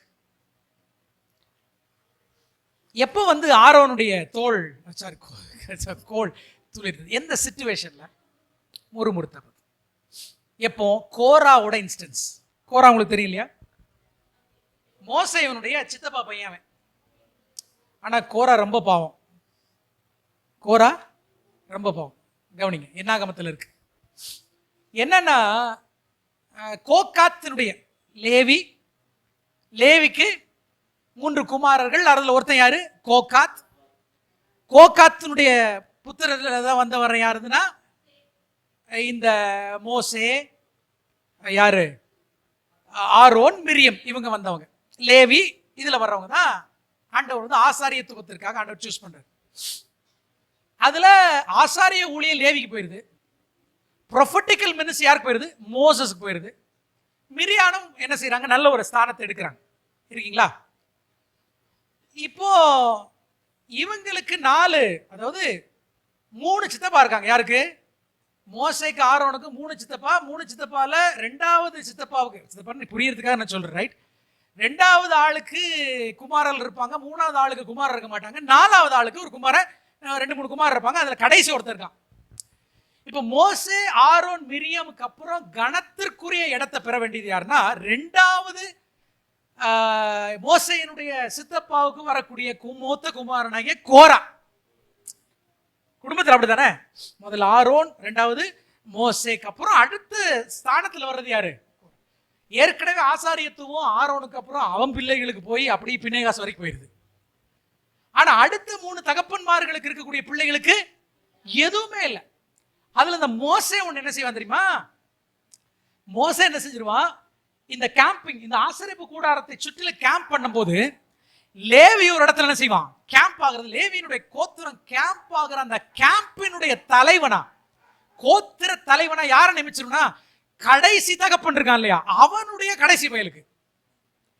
உங்க குடும்பத்திலே இருக்கக்கூடிய கடைசி நபர்னு ஒருத்தர் இருப்பான் இல்லையா, சித்தப்பாவுடைய கடைசி பையனை கொண்டு போய் கொடுத்தா 2வது ஆளுக்கு எவ்வளவு கோவம் வரும்?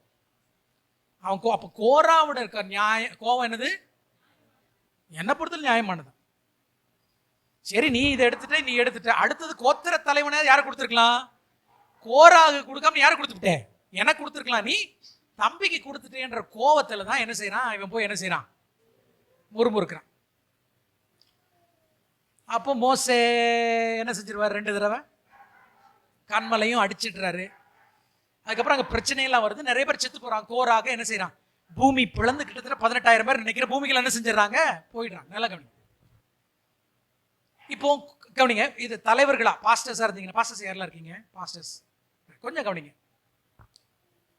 இந்த இந்த இடத்துல இந்த ஆரோனுடைய கோல் துளிர்த்தது அப்படின்னு வர்றதுனால இந்த விஷயத்தை நான் சொல்றேன், நல்லா கவனிங்க.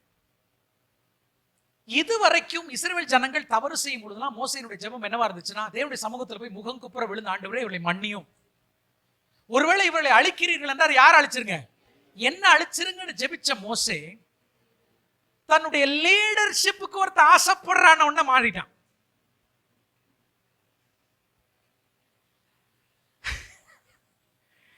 தேவனுக்கு விரோதமான பாவம் செய்த பொழுதெல்லாம் மோசேனால இஸ்ரவேல் ஜனங்களுக்கு முன்னாடி என்ன செய்ய, தேவனுக்கு முன்னாடி போய் முகம் குப்புற விழுந்த மோசே தன்னுடைய தலைமைத்துவத்துக்கு ஒருத்தர் என்ன செய்கிறான், போட்டி போடுறான்.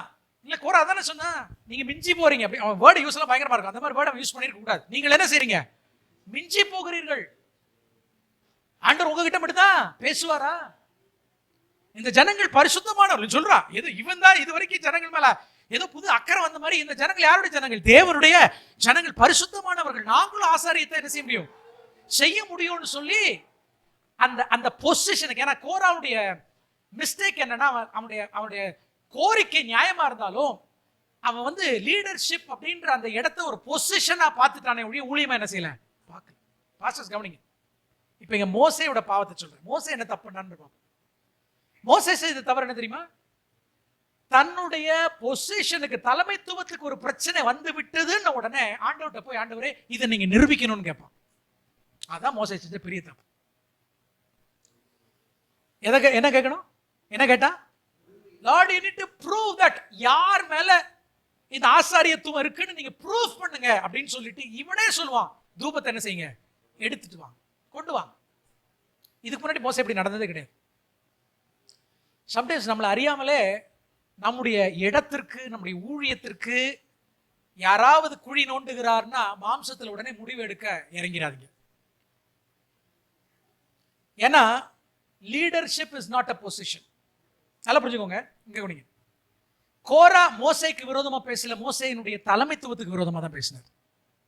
நான் சொல்றது புரியுதா? கோரா யாருக்கு விரோதமா பேசல? He is not talking about the person Moses, he is talking about the position of Moses. Position என்பது இன்னைக்கு இருக்கும், நாளைக்கு இருக்கும். அதுக்கு வரைஞ்சுக்கிட்டு போக கூடாது. நீங்க போய் இருக்க தான் போறீங்க. உங்க மேல இருக்கிற அழைப்பை யாரும் மாற்ற முடியாது. ஆனா நீங்க இன்னைக்கு பாஸ்டரா இருக்கலாம், இங்கே பாஸ்டரா இருக்கலாம், இன்னொரு இடத்துல ஆமா, இப்ப இருக்கிற இடத்துக்கு ஒருத்த போட்டி போடுறானா அதை பத்தி என்ன செய்யாதீங்க, கவலைப்படாது. இது உங்களுடைய உணர்ச்சிகளை என்ன செஞ்சிட வேண்டாம், தட்டி விட்டுற வேண்டாம். ப்ரூஃப் பண்ணுங்க. ஆண்டவர் நின்னுட்டான், ஆண்டவரும் சரி என் மகன் அப்படின்னு சொல்லி என்ன செய்யறாரு, ப்ரூஃப் பண்றாரு. விளைவு 18,000 பேர் செத்து போறாங்க பூமி பிளந்து. உடனே ஜனங்கள் திருந்தி இருக்கணுமா மாட்டாம, திருந்தல. எல்லாரும் ஜனங்கள் மோசே மேல இன்னொரு பழியை வச்சாங்க, தேவனுடைய ஜனங்களை நீர் கொன்று போட்டீர். இதுவரைக்கும் தேவன் தான் ஜனங்களை கொண்டுட்டு இருந்தாரு, இப்ப யார் கொண்டுட்டான்? இதுவரைக்கும் வராத ஒரு பழி மோசேக்கு வந்துச்சு. தேவனுடைய ஜனங்களை நீங்க என்ன செஞ்சிட்டீங்க, கொன்று போட்டீங்கன்ற ஒரு பழி வந்து ஜனங்கள் திருந்தலையே. இப்போ இதுவரைக்கும் பழியற்ற மோசே, கழங்கற்ற மோசே லைஃப்ல. அதனால பாஸ்டர்ஸ் கேர்ஃபுல்லா இருக்கணும். நான் சொல்றது உங்களுக்கு புரியுதா? உங்களுடைய இடத்துக்கு யார் போட்டி போட்டாலும் நல்லா விட்டு கொடுத்துறது முடிஞ்சா விட்டு கொடுத்துருங்க. ஏன்னா உங்க அழைப்பை யாரும் என்ன செய்ய முடியாது, ஒன்றும் செய்ய முடியாது. அல்லது பொறுமையா இருங்க, பொறுமையா இருங்க. என்னன்னாலும் பேசிட்டு போடும், காமா இருக்கு, என்னன்னாலும் பண்ண பேச. அப்ப அங்க மரணம் நேரிட்டது. என்ன நேரிட்டது? மரணம், டெத். ஆனா நெக்ஸ்ட் டே ஆண்டவர் ஒன்று சொல்வார், போ எல்லார்ட்டையும் கோலை வாங்கிட்டு வா. ஆண்டவருக்கு மோசைக்கு வித்தியாசம் பாருங்க. எல்லார்ட்டும் என்ன வாங்கிட்டு வா, கோலை வாங்கிட்டு வா. எல்லா கோத்திரத்துக்கு ஒரு கோலை வாங்கி கொண்டு வந்து என்ன செய், உள்ள வைன்றாரு. நெக்ஸ்ட் டே வைக்கிறாங்க. யாருடைய கோலத்து இருக்குது? ஆரோனுடைய கோல், life. When God deals with a situation, there will be life. When you and I deal with a situation, there is death. மோசே இந்த பிரச்சனையை ஹேண்டில் பண்ணா என்ன நடந்தது? மரணம். ரொம்ப சிம்பிளா தேவன் அதை ஹேண்டில் பண்ணார். என்ன வந்தது? பட் ஜீவன். நான் சொல்றது புரியுதா? உங்க கோல் தான் துளுக்க போகுது, நீங்க அதை பத்தி என்ன செய்ய வேண்டாம், கவலையப்பட வேண்டாம். நம்மளே நமக்கு குழி தோண்டிக்க வேண்டிய லீடர்ஷிப் டீச்சிங்ஸ் நிறைய இருக்கு. கோராவில் மட்டும் நிறைய பேசலாம். இது மாதிரி இதே மாதிரி பல விஷயங்கள் இதே இன்ஸ்டன்ஸ்ல இருந்து பேசலாம். ஏன் மோசே ஏன் ஆண்டவர் மோசே உள்ள விடல? வேண்டாம், அதுக்கு போக வேண்டாம். பதறி பேசினான். ஜனங்களுக்கு முன்பாக தேவன் என்ன செய்யல? பரிசுத்தப்படுத்தல. 2 தடவை என்ன செஞ்ச? அடிச்சான். பல விஷயங்கள் இருக்கு, நிறைய டீச்சிங்ஸ் இருக்கு லீடர்ஷிப்ல. அந்த கோரா இன்ஸ்டன்ஸ், இந்த மலையை பார்த்து பேச வேண்டிய இடத்துல அடிச்ச இன்ஸ்டன்ஸ் எல்லாம் பார்த்தீங்கன்னா லீடர்ஸை நிறைய கற்றுக்கொள்ள வேண்டிய பாடங்கள் இருக்கு. அல்லையிலே சொல்லுங்க பார்க்கலாம். ஆறுனுடைய கோல் என்ன செஞ்சிச்சு? வாதுமை. எல்லாரும் சொல்லுங்க. ஆக்சுவலா பார்த்தீங்கன்னா இஸ்ரேல்ல முதல்ல பூக்கிற மரமே என்னன்னா வாதுமை தான்.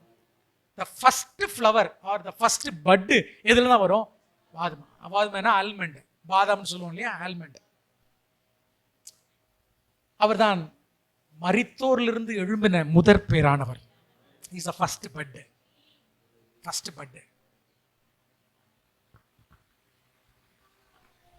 ஹல்லேலூயா. இருக்கீங்களா? ஓகே. ஸோ இது வரைக்கும் நம்ம ஆர்க் ஆஃப் த கவனன்ட்டை மட்டும்தான் பார்த்துருக்கோம் இல்லையா? சரி, இப்போ மர்சி சீட்டை மட்டும் பார்த்து லஞ்சுக்கு போயிடுவோம். லஞ்சுக்கு ஒரு 15 நிமிஷம் தான் இருக்கு. மர்சி சீட், அதாவது கிருபாசனம் அப்படின்னு சொல்றோம் இல்லையா? அப்படின்றது என்னன்னா, இந்த உடன்படிக்கை பெட்டிக்கு மேல ஒரு மூடி இருக்கா, ஒரு சிம்பிள் ஒரு மூடி. இதுதான் என்னது? கிருபாசனம். இங்கிலீஷ்ல மர்சி சீட். இங்கதான் ஆண்டவருடைய மகிமை காணப்படும். எங்க இந்த வசனம் இருக்குன்னா எழுதிக்கோங்க. யாத்திராகம் 25, நீங்க பின்னாடி படிச்சுக்கலாம், நீங்க எழுதிக்கோங்க, டைம் இல்லை. யாத்திராகம் 25 17 22, யாத்திராகம் 25 17 22, யாத்திராகம் 37 6 9. மேல ஒரு தகடு இருக்கா, அதுதான் மர்சி சீட். அந்த கேருபீன்களை பாக்குறீங்க, அது உட்கார்ந்து இருக்கு பாருங்க, அந்த மேல இருக்க மூடி, அது தனி பார்ட். அது உடன்படிக்கை பெட்டியினுடைய தனி பார்ட். உள்ள இருக்கக்கூடிய பொருட்களை என்ன செய்யும்? கவர் பண்ணி இருக்கக்கூடிய மேல இருக்கக்கூடிய ஒரு சின்ன ஷீட் முற்றிலுமே கோல்டால செய்யப்பட்டது. இது மட்டும் மரம் கிடையாது, இது ஃபுல்லாவே கோல்டு பிளேட். கிருபாசனம் பியூர் கோல்டு, இங்க உட்டு கிடையாது. சோ உடன்படிக்கை பெட்டியில மத்த எல்லா பார்ட்டுமே உட்டு, ஆனா மேல இருக்கிற மூடி மட்டும் என்னது? Pure gold. அதாவது ஆர்க், உடன்படிக்கை பெட்டி என்பது பர்சன் ஆஃப் கிரைஸ்ட், கிறிஸ்து என்கிற நபரை காண்பிக்கிறது. மேல இருக்கிற மூடி கிருபாசனம் என்பது பர்பஸ் ஆஃப் கிரைஸ்ட், அவருடைய பர்பஸ் என்ன, அவருடைய நோக்கத்தை காண்பிக்குது. புரியுதா? மறுபடியும் சொல்றேன். உடன்படிக்கை பெட்டி, இதுவரைக்கும் நம்ம பார்த்த உடன்படிக்கை பெட்டி கிறிஸ்து என்கிற நபரை காண்பிக்கிறது. Who is Jesus? அவர் மனிதனாகவும் தேவனமாய் இருக்கிறார், அவர் நியாயப்பிரமாணமாய் இருக்கிறார், அவர் நம்முடைய ஜீவனாய் இருக்கிறார், அவர் நம்முடைய உயிர்த்தெழுதலாய் இருக்கிறார். இதெல்லாம் நம்ம பார்த்தோம். ஆனா மேல இருக்கக்கூடிய கிருபாசனம்ங்கிற மூடி வந்து what is the purpose of Christ, அவர் பூமிக்கு வந்ததனுடைய நோக்கம் என்ன அப்படின்னு நம்ம காமிச்சு கொடுக்குது. இதுல உட்டே கிடையாது, இதுல வேற என்னது? கோல்டு. ரைட், வெறும் கோல்டு. பியூரா இயேசு கிறிஸ்து தேவனா இருக்கிறார் அப்படின்றது நமக்கு என்ன செய்யுது? காண்பிக்க. கவனிங்க, இப்போ பாவத்திற்கான அந்த பரிகாரம் அல்லது பாவத்தினால மனிதனுக்கு உண்டான அந்த டெப்ட், கடன் என்பது எந்த கரன்சில பே பண்ணணும்னா பரலோக கரன்சியில பே பண்ணணும். அமெரிக்கால போய் நீங்க ஒரு பொருளை வாங்கணும்னா டாலர்ஸை பே பண்ணணும். லண்டன்ல போய் ஒரு பொருள் வாங்கணும்னா பவுண்ட்ஸ்ல நீங்க பே பண்ணணும். இப்படி நம்முடைய பாவத்தை வந்து பரலோகம் வந்து மன்னிக்க வேண்டும், அல்லது பாவத்தினால் உண்டான அந்த கடனை அடைக்கணும்னா யாராவது ஒருத்தர் எந்த கரன்சியில பே பண்ணணும்? பரலோக கரன்சியில பே பண்ணணும். பரலோகம் எதிர்பார்க்கிற கரன்சி என்னன்னா சின்லெஸ் பிளட், பாவமற்ற ஒரு ரத்தம். அப்போ பாவமற்ற ரத்தமானது இந்த கோல்டு 100% தேவனா இருக்கக்கூடிய இந்த கோல்டு என்ன செய்யணும்? அந்த ரத்தம் தெளிக்கப்படணும். பே பண்ணாதான் என்ன செய்யப்பட முடியும்? பாவம் மன்னிக்கப்படும். அதனாலதான் ரத்தம் எங்க தெளிக்கப்படுது? கிருபாசனத்துக்கு மேல தெளிப்பாங்க. வருஷத்துக்கு எத்தனை முறை? ஒரு முறை. வருஷத்துக்கு என்ன பண்டிகை?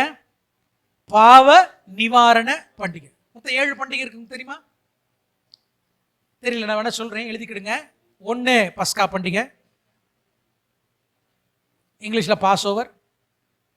2வது புளிப்பில்லாத அப்ப பண்டிகை, இங்கிலீஷ்ல ஃபீஸ்ட் ஆஃப் அன்லீவன்ட் பிரெட்.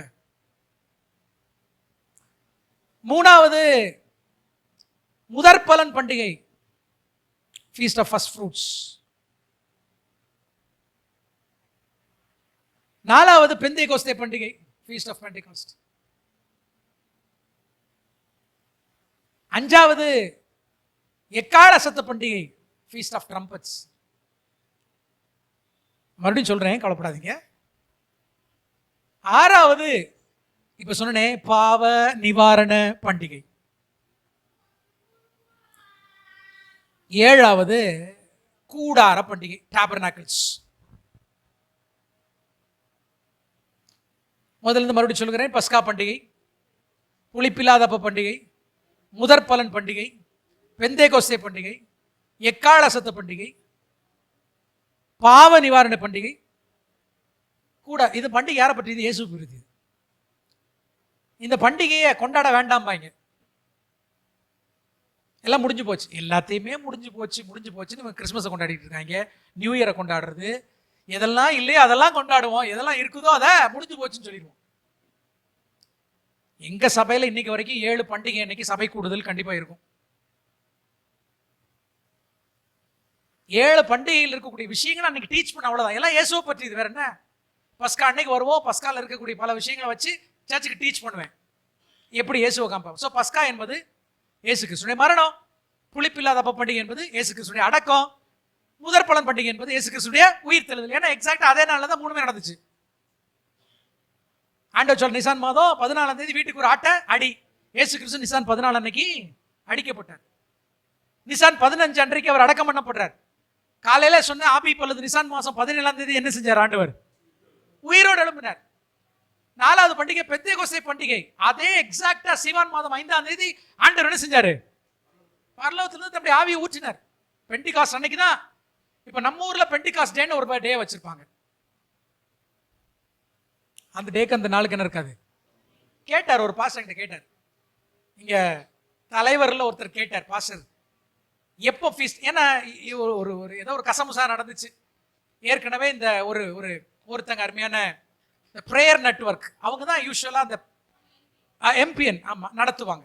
அதுதான் யூஸ்வலா காலாகாலமே சவுத் ஆப்பிரிக்கால இருந்து வந்தது. அவங்க தான் வந்து வேர்ல்டு டே ஆஃப் பிரேயர் நடத்துவாங்க இல்லையா, நேஷனல் பிரேயர் நெட்வொர்க் நடத்துவாங்க. ஸோ அது வந்து ஓகே, அது வேறவர் இட் இஸ், ஆர் என்ன டேல கொண்டாடுறாங்களோ இல்லையா, அது காலாகாலமா அப்படி நடத்தி வந்தது.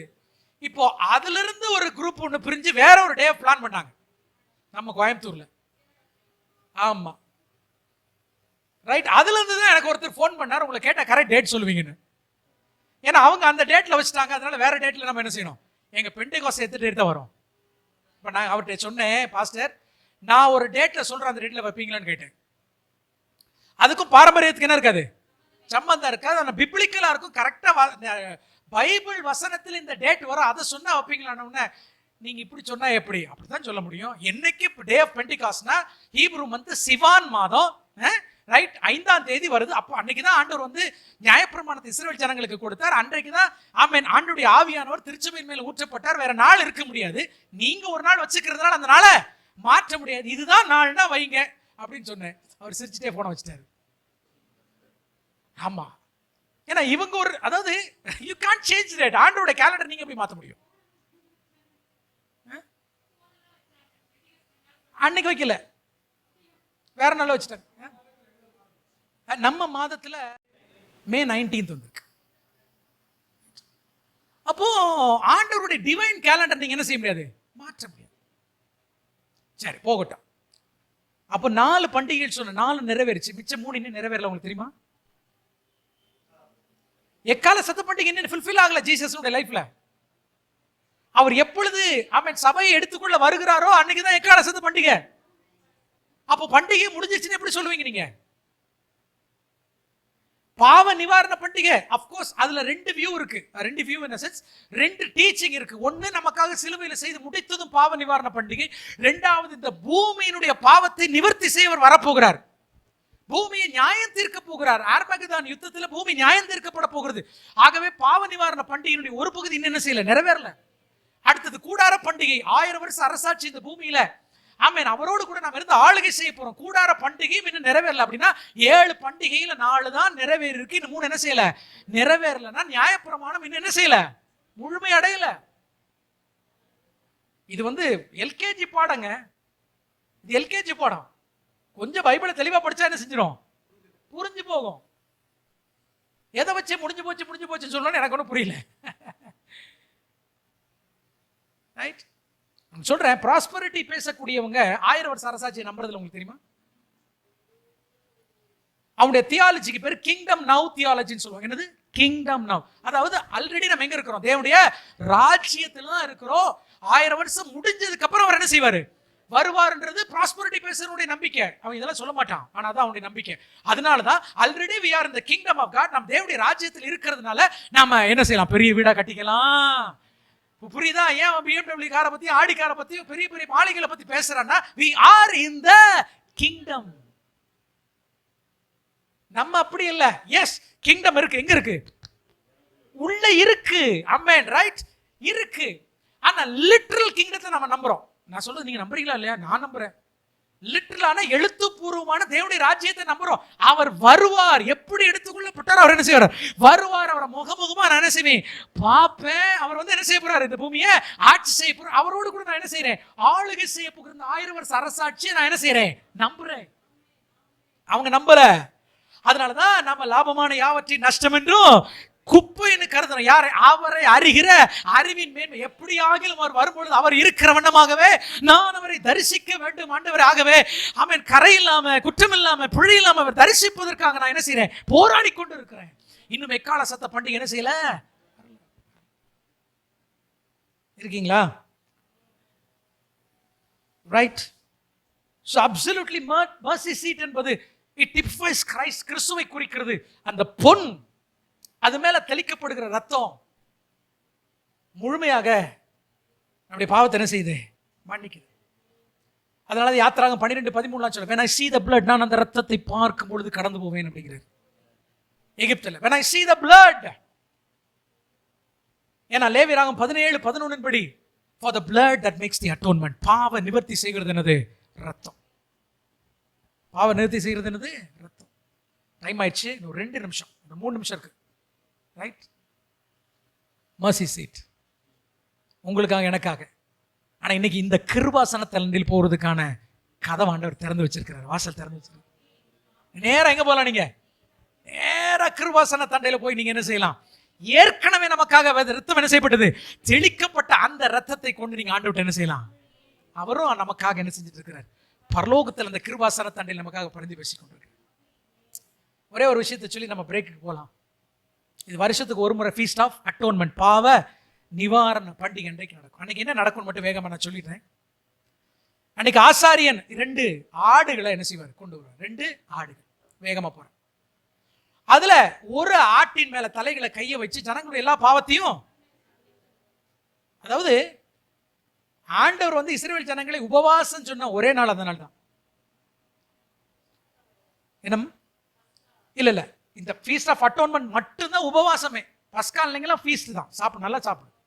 என்ன அன்னைக்கு புளிப்பில்லாத அப்பமா சாப்பிட்டு நல்ல தந்தூரி, இந்த ஆட்டையே என்ன செய்வாங்க. ஆமா, ஆனா ஃபீஸ்ட் ஆஃப் அட்டோன்மெண்ட், அதாவது பாவ நிவாரண பண்டிகை அன்னைக்கு மட்டும்தான் உபவாசம் 24 hours. இன்னைக்கு நீங்க இஸ்ரேல் அன்னைக்கு போனீங்கன்னா மாட்டிக்கிறீங்க. ஒரு ஹோட்டல் திறந்திருக்காது. ஆடு மாடு முதற்கொண்டு இப்போ உலகத்திலே ஒரு நாடு ஒரு நாளைக்கு ஃபுல்லா ஏர்போர்ட்டை க்ளோஸ் பண்ணி கிரவுண்ட் பண்ணுதுன்னா ஃபிளைட்ஸ் எல்லாத்தையும் இஸ்ரேல் மட்டும்தான். ஏன்னா ஃபீஸ்ட் ஆஃப் அட்டோன்மெண்ட் அன்னைக்கு எல்லாரும் தன்னுடைய பாவங்களுக்காக ஆண்டவருடைய சமூகத்தில் ஜெபம் பண்ணுவாங்க. எருசலேம் ஆலயத்தில் ஒருத்தன் போய் என்ன செய்யறான், நெஞ்சில் அடிச்சுட்டு அழுகிறான், பாவியாக என் மேல். என்னைக்கு தெரியுமா, ஃபீஸ்ட் ஆஃப் அட்டோன்மெண்ட் அன்னைக்கு தான். அப்பதான் ஒருத்தன் முன்னாடி பரிசுத்த ஸ்தலத்துக்கு பக்கத்துல போய் நின்றுட்டு சொல்லுவான், நான் பின்னாடி நிக்கிற மாதிரி இல்ல ஆண்டவரே, என்ன மன்னிப்பா. அவனும் மன்னிப்பு கேட்கிறான், இவனும் மன்னிப்பு கேட்கிறான். இவன் நெஞ்சில் அடிச்சுட்டு மன்னிப்பு கேட்கிறான். அது கேட்கிற நாள் என்னைக்குன்னா பாவ நிவாரணம். ஏன்னா அன்னைக்கு ரத்தம் தெளிக்கப்படும் பொழுது எல்லாருடைய பாவம் என்ன செய்யும், மன்னிக்கப்படும். ஆனா எவருடைய பாவம் மன்னிக்கப்படும் சொல்றாரு, அவனே. அதனால சும்மா ஆண்டவரை மன்னி மன்னி, இயேசுவை மன்னி மன்னின்னு மன்னிச்சிட மாட்டாரு. இங்க உள்ள சரியில்லைன்னா மன்னிப்பு கிடைக்காது. நல்லா புரிஞ்சுக்கோங்க. இப்பவும் சொல்றேன். அப்போ இந்த ஆட்டை அடிச்ச அந்த ஒரு ஆடை போக்காடை விட்டுருவாங்க. ஒரு ஆடை வந்து அடிச்சு அதனுடைய ரத்தத்தை எடுத்து கொண்டு போய் என்ன செய்வார் ஆசாரியன்? வருஷத்துக்கு ஒரு முறை தான் உள்ள போய் மகா பரிசுத்த ஸ்தலத்துக்குள்ள நுழைவாரு. ஒருவேளை அவர் பாவம் செஞ்சுட்டு போனார்னா அவர் ஆண்டவர் என்ன செஞ்சிருவாரு? அடிச்சிருவாரு. அவர் இருப்புல என்ன கட்டியிருப்பாங்க? ஒரு மணியை கட்டியிருப்பாங்க. அந்த மணி சத்தம் கேட்காது. உடனே என்ன செய்வாங்க அப்படின்னு பைபிள் எங்க இருக்குது? அப்படி ரைமிங்கே கூட சொல்லிட்டே வரைய. பல மணி இருக்குமா, கயிறு இருக்குமா, இழுத்தா வெளியில வந்துருவாராம். எங்க எங்க இருக்குன்னு கேட்ட பைபிள்ல. இதுக்குதான் பைபிள படிக்கிறது. நியாயப்பிரமாணத்தை படிக்கிறது கிடையாது. லேவியராகமா ஐயோ குடலும் வாழுமா இருக்குமே, அப்படி ஒரு விஷயமே பைபிள் இல்லைங்க. கவனிங்க, நீங்க வீட்டில் போய் ஃபீஸ் ஆஃப் அட்டோன்மெண்ட் லேவியரா 23ஆம் அதிகாரம் எழுதி வச்சுக்கோங்க. 23 இதெல்லாம் இருக்கு, படிச்சு பாருங்க என்ன நடக்கும்னு சொல்றேன். கவனிங்க, அப்புறம் கூட நீங்க நோட்ஸ் எடுத்துக்கோங்க. ஆசாரிய வஸ்திரத்தை வந்து பரிசுத்த ஸ்தலத்தில் மட்டும்தான் அணிஞ்சிருப்பான். அந்த ஆசாரிய வஸ்திரத்தை தான் நம்ம மத்தியானத்துக்கு மேல பார்ப்போம், டைம் இருந்தா. ரைட். மகா பரிசுத்த ஸ்தலத்திற்குள்ள நுழையும் பொழுது ஆசாரியன் இந்த வஸ்திரத்தை தரிக்க மாட்டேன். எல்லாத்தையும் தொப்பி இப்ப எல்லாத்தையும் காட்டிக்கல போட்டுருவான். போட்டுட்டு சன நூல் ஆடை தரித்துக் கொள்வான். பாவ நிவாரண பண்டிகை அன்றைக்கு மட்டும், ரத்தம் உள்ள போய் தெளிக்கப்படுகிற அன்றைக்கு மட்டும் எந்த ஆடை? சன நூல் ஆடையை தரித்துக் கொள்வான். நல்லா புரிஞ்சுக்கோங்க. Linen, pure linen. தலைக்கும் சன நூல் ஆடை. அவன் அணிந்திருக்க அந்த மிட்டாய் அந்த கேப்பை எல்லாம் கட்டி வச்சிருவான். கர்த்தருக்கு பரிசுத்தம்னு எழுதி வச்சிருக்கும்ல, அதெல்லாம் கட்டி வச்சிருவான். அதெல்லாம் இருக்காது. இங்க போகும்போது தலைக்கு ஒரு டர்பனை கட்டிட்டு, ஆமென், சன நூல் ஒயிட் ஆடையை மட்டும்தான் தரிச்சுக்கிறான். ஏன் லெனின் அப்படின்னா உள்ள அவ்வளவு ஹீட். ஏன்னா ஆசிரிப்பு கூட அதுக்கு என்ன கிடையாது, ஜன்னல்கள்லாம் கிடையாது, ஏசி எல்லாம் கிடையாது. அந்த வனாந்தரத்துல அந்த டென்ட் இவ்வளவு உயரம் தான் இருக்கும், ரொம்ப உயரம்லாம் இருக்காது. ரைட். அந்த டென்ட்ல உள்ள பயங்கர ஹீட்டா இருக்கும். இதுக்கு கூட டோர் இருக்கு, அதுக்கு டோர் இல்ல, ஸ்கிரீன் அரைஞ்சிருக்கும். ரெண்டாவது தேவனுடைய மகிமை உள்ள இருக்கு. ஒரு கையில தூபம், இன்னொரு கையில ஆட்டுக்குட்டி ரத்தம். இந்த அடிக்கிறது சாகர வேலையெல்லாம் கிடையாது. நல்லா புரிஞ்சுக்கோங்க. ஆசாரின் ஒரு கையில ரத்தம், இன்னொரு கையில என்னது? தூபத்தோட இந்த ஸ்கிரீன் முன்னாடி போய் நிற்பா. ஸ்கிரீன் சாதாரணமான ஸ்கிரீன் இல்ல, 10 இழைகள் சேர்த்து தைக்கப்பட்டது. சரியான ஸ்ட்ரென்த் அந்த ஸ்கிரீன். இது முன்னாடி நிற்பா. யார் தூக்கி விடுவா ஸ்கிரீனை? ஸ்கிரீன் யாரை கயிறு வச்சுட்டு போய் ஓப்பன் எல்லாம் ஆகாது. நல்லா புரியும். அங்க போய் நிற்பான். தேவன் ஆசாரியனை மறுரூபமாக்கி தான் உள்ள கொண்டு போவார். உள்ள கொண்டு போக முடியாது. நீங்க நினைக்கிற மாதிரி வருஷந்தோறும் அது நடக்கிற விஷயம் இல்லை. இஸ்ரவேல் ஜனங்கள் ஆசரிப்பு கூடாரத்துக்கு அப்புறம், ஆலயத்தை கட்டினதுக்கு அப்புறம் வருஷந்தோறும் பண்டிகைகள் ஆசரிக்கவில்லை. தேவனை மறந்து போனாங்க. அதனாலதான் பாபிலோன் அடிமைத்தனத்துக்கு அவர்களை கொண்டு போய் விட்டார். இது எதுவும் வருஷந்தோறும் நடக்கிற விஷயம் இல்லை, வருஷந்தோறும் நடக்கணும். ஆனா தேவனை அவங்க என்ன செஞ்சாங்க? மறந்து போனதுல வரலாற்றிலே ஒரு சில நாட்கள் தான் இந்த அட்டோன்மெண்டே நடந்திருக்கு. ஆண்டவர் ஆசாரியனை மறுரூபமாக்கி உள்ளே கொண்டு போகவில்லை என்றால் உள்ள போகவே முடியாது. சாதா உள்ள போயிட்டு இங்கேயே செத்துருவான். இங்க செத்தாதான் இழுக்கிறது. உள்ள சாகிறது கிடையாது, இழுக்கிறது. நீ ஆண்டவரோட மறுரூபமாக்கி உள்ள கொண்டு வர. ஏன்னா ஒரு கையில தூபம், இன்னொரு கையில ரத்தம். ஏன் தூபம்னா உள்ள போனதுக்கு அப்புறம் உள்ள நீங்க எதை பாக்குறீங்க? நேரடியாக உங்களுடைய மாம்ச கண்களால உடன்படிக்கை பற்றி என்ன செய்யக்கூடாது? பார்க்க கூடாது. சோ அந்த தூபத்தில் இருக்கக்கூடிய அந்த புகை, அந்த மேகம் என்ன செய்யுது? அதை மறைக்குது. You cannot literally see it. கிருபாசனத்தை நீங்க பார்க்க முடியாது உங்க கண்கள்னால. ஆகவே அதை ஒரு டல்லான ஒரு மேகம் வந்து அந்த புகை தான் எப்படி இருக்கும்னு நினைக்கிறேன். அப்படிதான் என்ன செய்யும்? அந்த ரத்தத்தை அவன் என்ன செய்வான்? உள்ள அவன் தெளிக்கிறான். ரைட். அவன் உள்ள நுழையும் பொழுது உள்ள இருக்கிற ஹீட் நிமித்தமா வேர்வை என்ன செஞ்சிட வந்துடக்கூடாது. ஸோ இந்த வேர்வையெல்லாம் எதை அப்சர்வ் பண்ணிடும்? இந்த லெனன் அப்சர்வ் பண்ணிடும். வேர்வை சாபத்திற்கான அடையாளம். பரலோகத்தில் என்ன இல்லை, வேர்வை கிடையாது. இந்த வேர்க்க கூடாது என்பதற்காக இவன் அணிந்திருக்கிற ஆடை லெனின் ஆடை. உள்ள மணிக்கே வேலை கிடையாது, கயிறுக்கெல்லாம் வேலை கிடையாது. ஓகேவா? இது எதை குறிக்குது? ஆண்டவராக இயேசு கிறிஸ்து மகா பிரதான ஆசாரியனாய் மகிமையுள்ள ஆடையை தரித்துக் கொண்டவர் உங்களுக்காக எனக்காக மரிக்கும்படி சாதாரணமான இந்த மனித உடையில இந்த பூமிக்கு என்ன செஞ்சாரு? இந்த லெனின்ல ஆண்டவர் வந்தாரு. தேவனுக்கு சமமா இருப்பதை கொள்ளையாடின பொருளாக எண்ணாமல் தன்னைத்தானே தாழ்த்தி ஆசாரியன். இன்னைக்கு அவர் பிரதான ஆசாரியரா இருக்கிறாரு. ஆனா பூமிக்கு வந்தபோது அவர் பிரதான ஆசாரியராக வரவில்லை. என்னவா வந்தாரு? உங்களுக்காக எனக்காக பலியாகிறவராய், மிக சாதாரணமானவராய், உங்களை போல என்ன செஞ்சாரு? வந்தாரு. ஃபீஸ்ட் ஆஃப் அட்டோன்மெண்ட்ல நடக்கிற ஒரு விஷயம். உள்ள போய் 7 முறை தெளிப்பார். தெளிச்ச உடனே தேசத்தினுடைய பாவம் மன்னிக்கப்படும், ஆசாரியர்களும் ஆசாரியருடைய குடும்பத்தினுடைய பாவம் மன்னிக்கப்படும். அந்த ஆசரிப்பு கூடாரத்தினுடைய தீட்டு என்ன செய்யும்? அன்னைக்கு 3 விஷயம் நடக்கும். ஒரு ஆசரிப்பு கூடாரத்தில் ஏராளமான பலிகள் செலுத்தப்படுகிறதுனால தீட்டு அன்னைக்கு மன்னிக்கப்படும்.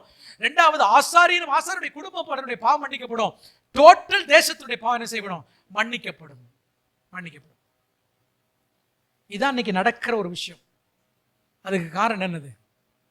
அந்த மர்சி சீட். அதனுடைய டைமென்ஷன்ஸ் என்ன நம்ம பிரேக் முடிச்சதுக்கு அப்புறம் வந்து என்ன செய்வோம் பார்ப்போம். இப்போதான் மோஸ்ட் ஹோலி பிளேஸ்ல இருந்து இப்போ கொஞ்சம் வெளியில வரலாம். கொஞ்சம் வேர்த்திருக்கும்னு நினைக்கிறேன், உங்களுக்கு ரொம்ப ஹீட்டா இருக்கிறதுனால. எல்லாமே ஏசுதாங்க. எல்லா வசனத்திலையும் தயவு செய்து புதிய ஏற்பாடு பழைய ஏற்பாடுன்னு பைபிள் ஒரு நாள் என்ன செய்யாதீங்க, பிரிக்காது. அந்த வேர்டே தப்பு. அது என்ன புதிய ஏற்பாடு பழைய ஏற்பாடு, இதெல்லாம் வந்து டிரான்ஸ்லேட் பண்ணவங்க கொண்டு வந்து வைத்தது. அப்படி எதுவுமே பழசு இல்லை, எதுவும் புதுசு இல்லை. Everything is fresh. Wherever you see Jesus. So I encourage you, உற்சாகப்படுத்துகிறேன். ஸ்டூடெண்ட்ஸா தோண்டுங்க. ஆவியானவர் உங்களுக்கு கற்றுக் கொடுக்க. நான் எங்க கத்துக்கிட்டேன்? ஆண்டவருடைய சமூகத்தில் தான் கற்றுக்கிட்டேன். கத்து நல்ல. நம்ம ஜெபத்தோட முடிக்கலாம். எழும்பி நிற்போமா?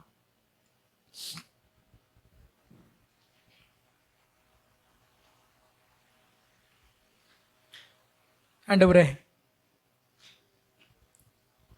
உங்களுடைய ஏக்கம், உங்களுடைய விருப்பம் எங்களுக்குள்ள வந்து வாசம் பண்ணணும். இதுக்காக ஸ்டெப் பை ஸ்டெப்பா படிப்படியா நீர் எடுத்த முயற்சிகள் ஆச்சரியப்படுத்துகிறது. மேல வந்தீங்க, ஆசரிப்பு கூடாரத்தின் மேல வந்தீங்க, உடன்படிக்கை பெட்டியினுடைய கிருபாசனத்தின் மேல வந்து அமர்ந்தீங்க. நீங்க அங்க இருக்க விருப்பப்படல. பெந்தேகோஸ்தே பண்டிகை அன்றைக்கு உள்ள இருந்த நீங்க வெளியே வந்து ஒவ்வொருடைய சிரசின் மேல வந்து அமர்ந்தீங்க. எவ்வளவா எங்களை நேசிக்கிறீங்க. இதற்காக உங்களுடைய ஒரே பேரான குமாரன் எங்களுக்காக பலியாக கொடுத்தீங்க. எந்த விதத்தை நாங்கள் தகுதியற்றவர்கள் ஆண்டவரே. உங்களுடைய குமாரனுடைய ரத்தம் இல்லைனா ஆண்டவரே நாங்கள் ஒரு நாளும் மன்னிக்கப்பட்டிருக்க முடியாது. இந்த விலையேற பெற்ற சத்தியங்களுக்காக ஸ்தோத்திரம், இந்த வார்த்தைகளுக்காக ஸ்தோத்திரம். தாவீது கேட்கிறது போல நாங்கள் தாழ்மையோடு கேட்கிறோம். வேதத்தினுடைய மகத்துவங்களை அறிந்து கொள்ளும்படி எங்கள் கண்களை திறந்துள்ளோம். வேதத்தை திறக்கும் பொழுதெல்லாம் இயேசுவை நாங்கள் பார்க்கணும். இன்னைக்கு நாங்கள் பார்த்துட்டு இருக்கோம். மத்தியான செஷன்லையும் தொடர்ந்து முடிய ஊழியங்களை நிறைவேற்ற பலன் தாங்க. மகிமை எல்லாவற்றையும் ஒருவருக்கே செலுத்துகிறேன். இயேசுவின் நாமத்தில் பிதாவே, ஆமென். God bless you.